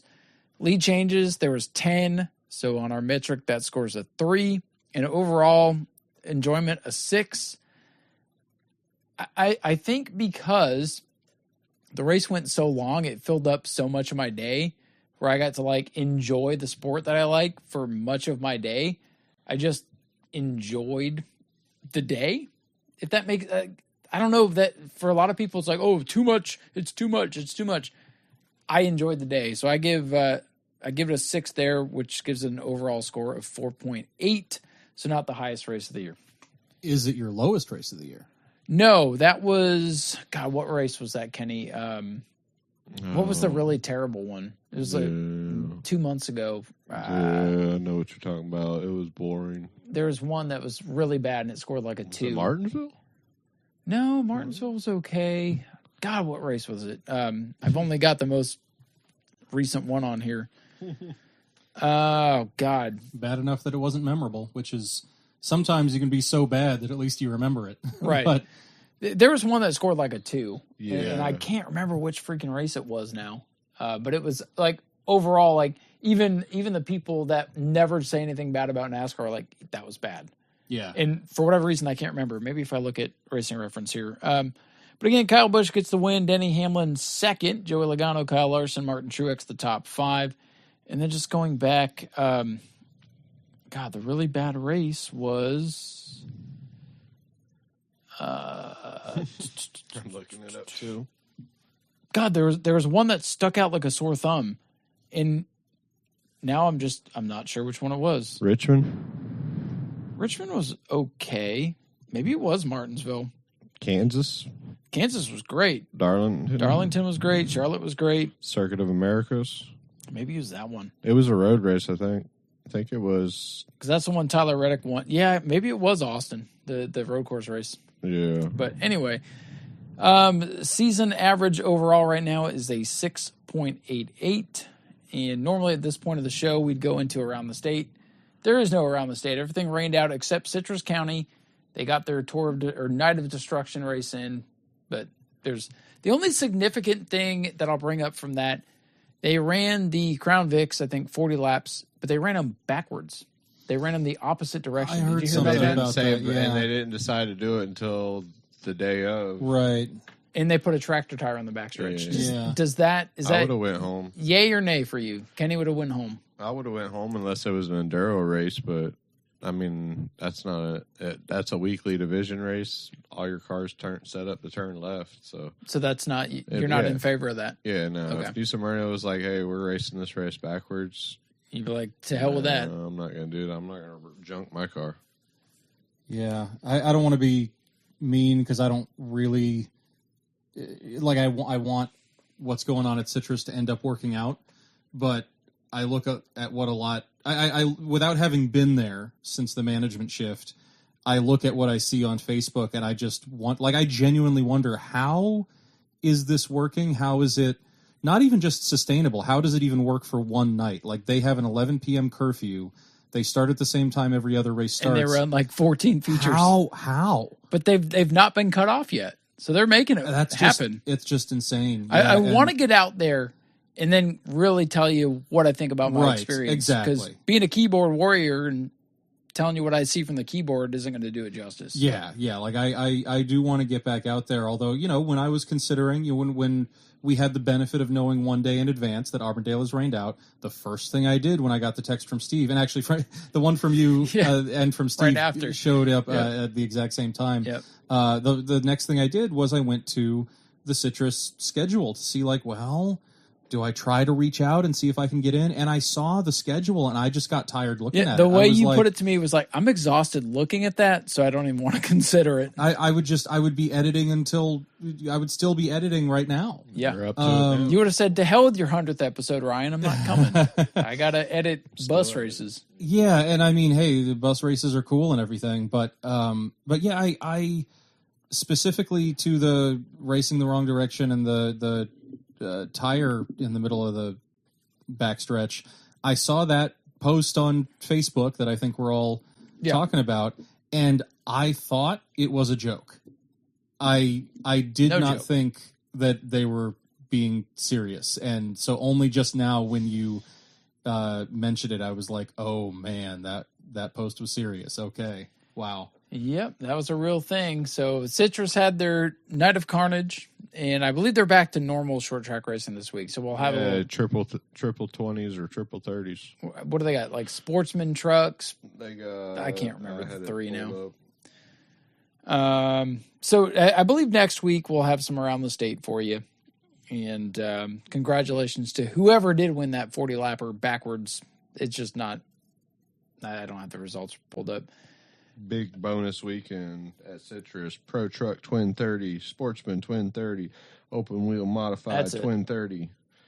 And then they've got the $1,000 bonus if you win Ford both Outlaws, races.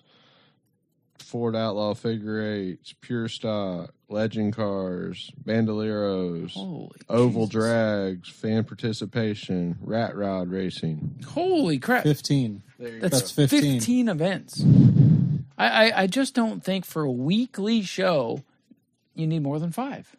And even that some nights is pushing it. They could be fine with just the twin races and let it rip. And then throw Crown Vics on there. Yeah, have the Crown Vics run. The Bandoliers will be 2 people. No offense. They say there's a lot of those coming, so we'll see.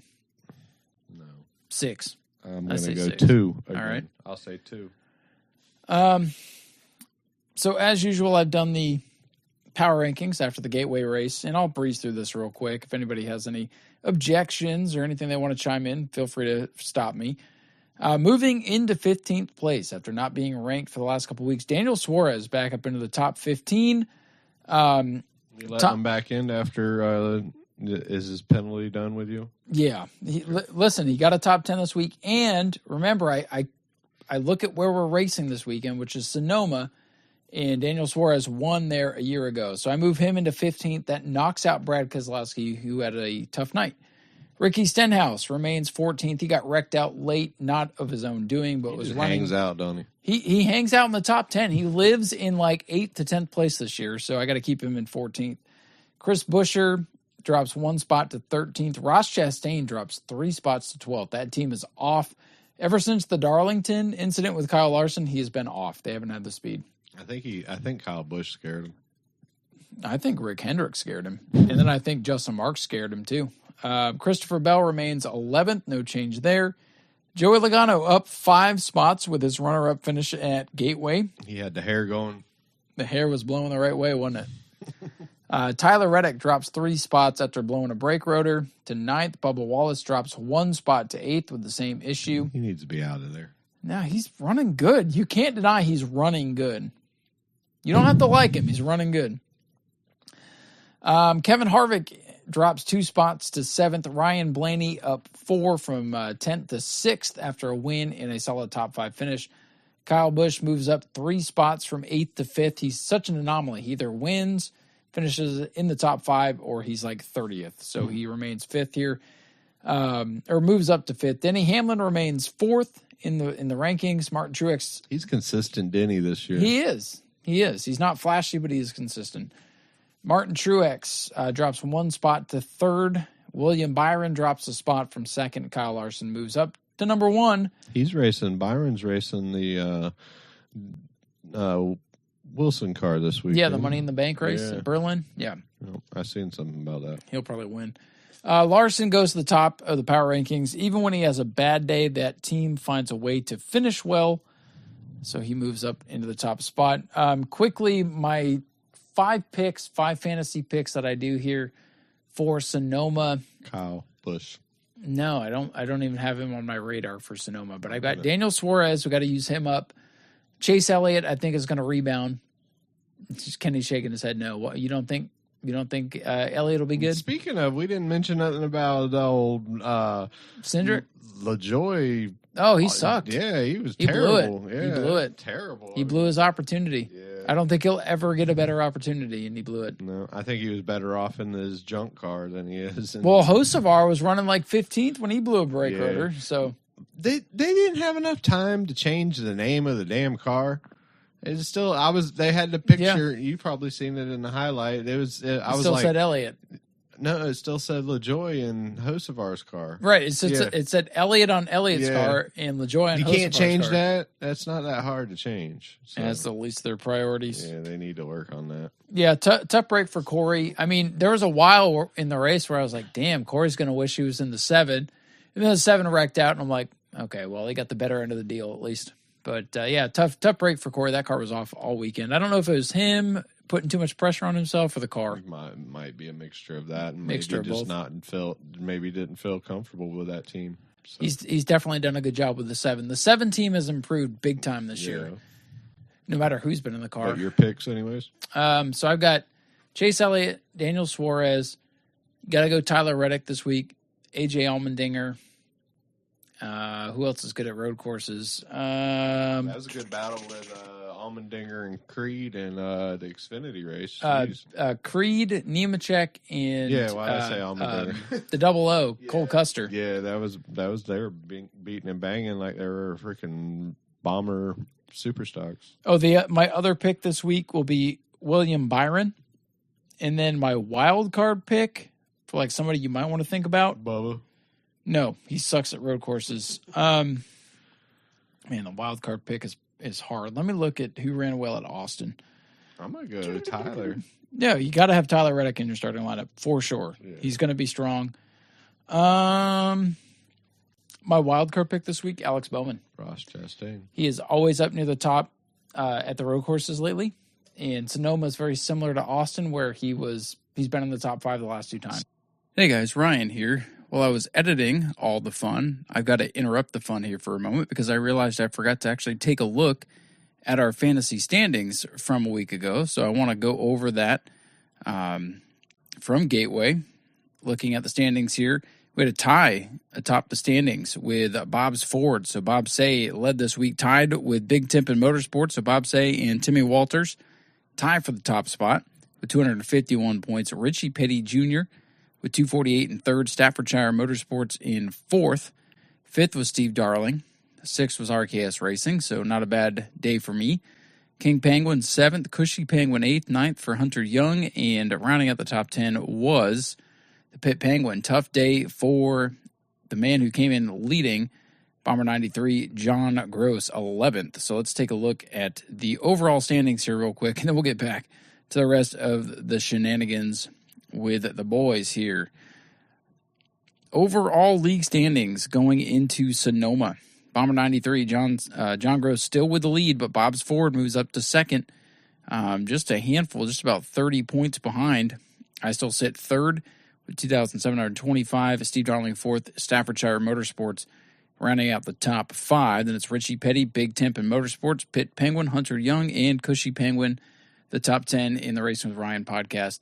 Fantasy leagues. Now we'll get back to the rest of the show here. Sonoma's got the hairpin final lap, right? The final turn? Yeah. Yeah. Okay. Yeah. And that's the one that they gotta like. Did they put the barrels out there, or is it just open? The tires. Tires, yep. Yeah. Tire barrels, yeah. So Sonoma's always a good race. Last year's race was like kind of boring, but Suarez got the win. Are we doing so stages? It's kind of exciting. No stages. Good. So they'll score the points at the end of whatever lap. Make sure you tell the drivers, tell Denny Hamlin to keep gassing on it through the stage. Right, don't forget. Yeah, don't forget. He's all like, oh, no, never mind, keep going. So, but with that said, that's I I think that's everything I had planned. We really condensed this last segment here because we had such a good discussion going with the things at the beginning. We got New Smyrna this week, and of course the late models. We touched on that. Looking forward to getting back to there. Any final thoughts from you, Kenny, before we get out of here? Just excited to get back to New Smyrna. It's been a long break, month off. It's been 2 weeks. It's been longer than 2 weeks. It's been 2 weeks. Has it? Man, it's a long 2 weeks. Okay, 3 weeks officially when we get back to racing. But Well, yeah. I guess 2 weeks off. Yeah, 2 weeks. So long. I just ready to get back at it and racing at New Smyrna and not watching racing on TV. Good point. And Tom, thanks for coming in, join us for episode 100 here. What are you looking forward to? Same thing. Looking forward to being back. Very thankful that when New Smyrna's not running, I've got multiple places, multiple options, multiple places I can go. But Auburndale and Steve Darling have just been so welcoming. Absolutely. You call it the home away from home, and that's really what it is. It has been the last couple of years. When New Smyrna is the home track, but I am genuinely excited every time I get a chance to go out to Auburndale. It's really great. So, good stuff. And thanks again to everybody who's been supporting Speedway Video, even, whether you're a patron, whether you're, there's so many different ways, whether you've dropped some stars on a live stream or whether you're just watching the videos, sharing the videos. Have you on gotten Facebook. any stars? Twice. Oh, nice. And it's like, hey, I've been trying to get stars. Nobody gives me stars. No, it's tough, but I decided to do the live streams because even though I'm not going to sit here and provide analysis or anything, it's at least an expose. Is that the word I'm looking for? It's showing like, hey, it's a window into what really goes on with what you have to do so that people can enjoy the videos, and that's what I'm trying to put and maybe out they'll there. appreciate it, and that's what I'm going for, because now that the Facebook page is monetized and I can accept stars, I'm shooting myself in the foot to not do that. You might as well just set it up and let it rip while you're doing the thing anyway. And that's what I started with, and it was like an 8-hour stream every Sunday, and I was like, this isn't necessary. So I a few hours do it's like between 15 and 20 minutes now. I like your jailbreak. You're like, oh, it's under YouTube jail. Yeah, my goodness. I don't know what it is about Sundays on YouTube. It's awful, because then now that it's been tougher and tougher to hit the 24-hour mark with all the different camera angles that I've got and the back issues and not being able to be in front of the Did you change computer it to you're uploading in 4K now? No. Oh, okay. I got talked out of that, and I'm so glad that I did, because it really... that would kill it would be a day just to upload. Right. Thankfully that's not it, but like now that I'm struggling to hit the 24-hour turnaround, and there are some videos that I'm putting up on Monday, I notice the difference. Like on Sunday, they sit there and they churn forever. That's so... And then on Monday, it's just like, blip, your video's up, blip, your video's up. So... Might just have to wait till Monday now. No. He wants to get them up. He's got them ready to go for the most part, and then you can only do so much with YouTube. I wanted to ask you though. I've noticed with the podcast, and numbers aren't the be all end all with why I do this, but I noticed when New Smyrna runs, the podcast gets better numbers. Now, obviously, that's where our niche is here with the podcast. That's where a lot of our listeners come from. So when we run, we get better numbers. Do you feel the same way with Speedway Video? Obviously, that's your home track. That's where most of your people know you from. But do you get better numbers when New Smyrna runs, or do you get better numbers when you go off and do these other tracks? This is not a dig at New Smyrna, because, of course, there's a ton of support there, and I feel the appreciation. But I generally, and this is not a rule, it's not every single time, but usually when I go to a different track, it ends up getting more views, because then it's not as much of a regular thing, I don't think. Like the drivers at Auburndale. Do you get new eyes, do you think? Yeah. Okay. And you can see that on the back end with the YouTube statistics and everything. More people watch and new people watch when I post Auburndale videos. I wish people would just subscribe. It's so simple. Yeah. Well, you're at 7,000 now. The subscriptions But I guarantee are good he's with probably got 7,000. 10,000 people actually watching. Right, and But so does every channel. Yeah, Exactly. and That's why nobody understands that. All you got to do is just click that button. It's not even costing you anything. And then you don't have to go searching for the videos. They just it'll tell you. I get a notification. Like I'll be sitting there on Sunday watching the race. I'm like, oh shit, there it is. I got to go watch it. Right. So yeah, no, I definitely think that again, like the New Smyrna support is great, and I'm so thankful for it. But the enthusiasm, since it's not as common a thing, is definitely more felt at Auburndale. Like the drivers are much more excited when they see, because at New Smyrna I'm there every week, so it's regular. They just expect it. Yeah. And then cherry pick the videos if they want to see it. But Auburndale, they're excited, and they share the videos more, which is such a huge part of it. Like like you were saying earlier, sometimes the posts on the actual New Smyrna page, or maybe you said it, Skinny, that they don't get as much engagement until it gets shared on someone else's page, and then that's the one that gets the engagement. So when drivers are excited to see themselves in the video, I would encourage you to, yes, it helps me. And that's why I'm saying it, because I want the videos to get more views, because then I get more revenue, and then it's more worth it to me to continue to do the work. But that also means more people watching your race. So, more eyes on your sponsors, yeah. or potential sponsors on your car. Exactly. Yeah. It's mutual. Mm-hmm. It's a mutual thing. It has. It always has been that way, but I've realized very recently that it really is that way. It is a mutual benefit. So I guess we could say, if you went to Auburndale full time and then you got out to New Smyrna on the off weekends, it'd probably reverse. Probably, yeah. That's just the way. It's so funny how different forms of media work differently. Like I noticed a difference for posting as New Smyrna Speedway from Facebook to Instagram to Twitter. Twitter, next to nothing. Nothing. But I know people are seeing it because I can see how many people scroll past it. Right. But the interactions are next to nothing. Yeah. It's on awful. Instagram, a shit ton of likes. Nobody comments. Mm-hmm. And then on Facebook, normally the comments are derogatory or negative. And it's just like, I don't get it. Like, I'll post a comment about, hey, this guy's coming. Well, your cheeseburgers suck. What's the car count? You got no car. I'll post something like, hey, share this and like it, and you might win tickets. Well, can you tell me what the car count's going to be for Governor's Cup? No, I can't. Another thing about that share and win tickets, I hate when they don't realize that you got to go and you got to share it on your page. Not comment on mine. Yeah, they'll comment like if I share and then I put it on the groups, and they'll be like, they'll have Superstock written. I'm like, I want to write them, be like, no, go to the actual. Well, I let those go because they're not going to win, and they don't know any better. But anyway,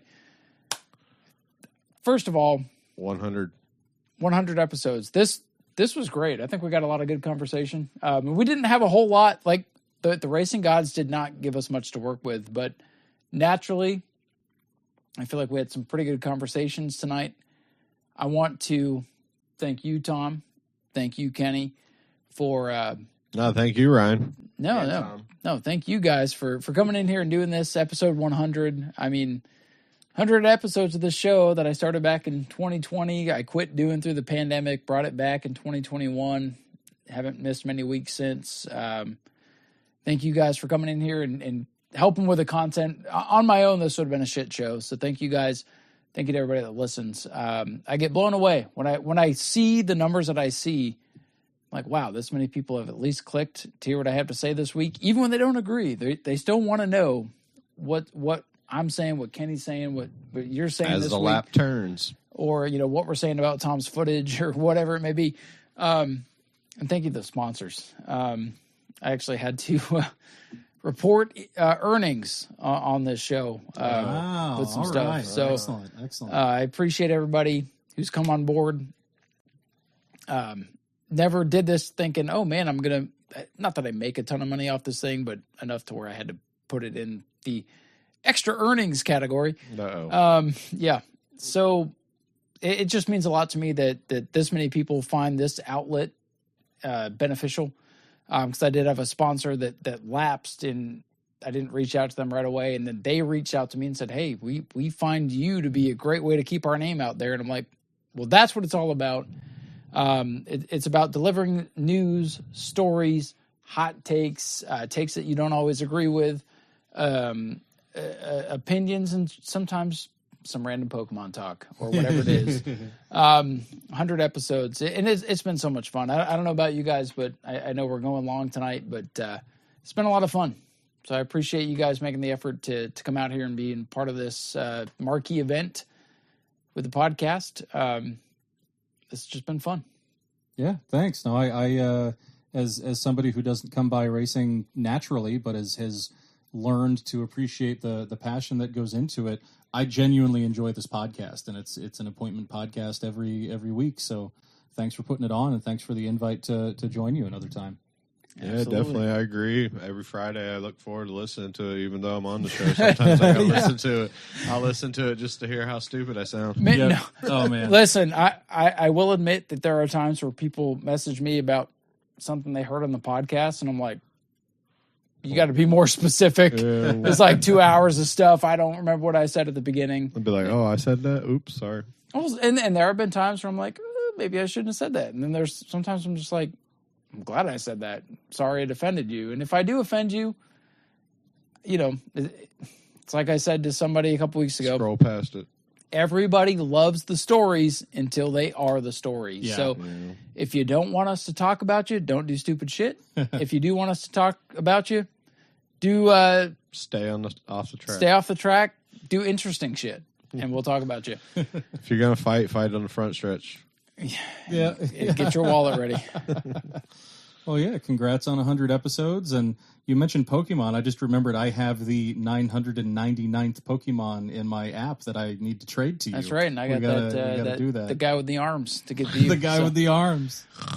So anyway, so we're gonna go ahead and get the hell out of here, so we can do that and let Kenny get on his way home. And, I ain't playing no Pokemon. I'm going home. But no, thank you all for listening. Thank you guys for supporting the show, and we'll get everybody back for 150 and 200 and so on and so forth. So in like 3 years, episode 200. Thank you guys. All right. It's been fun. Bye.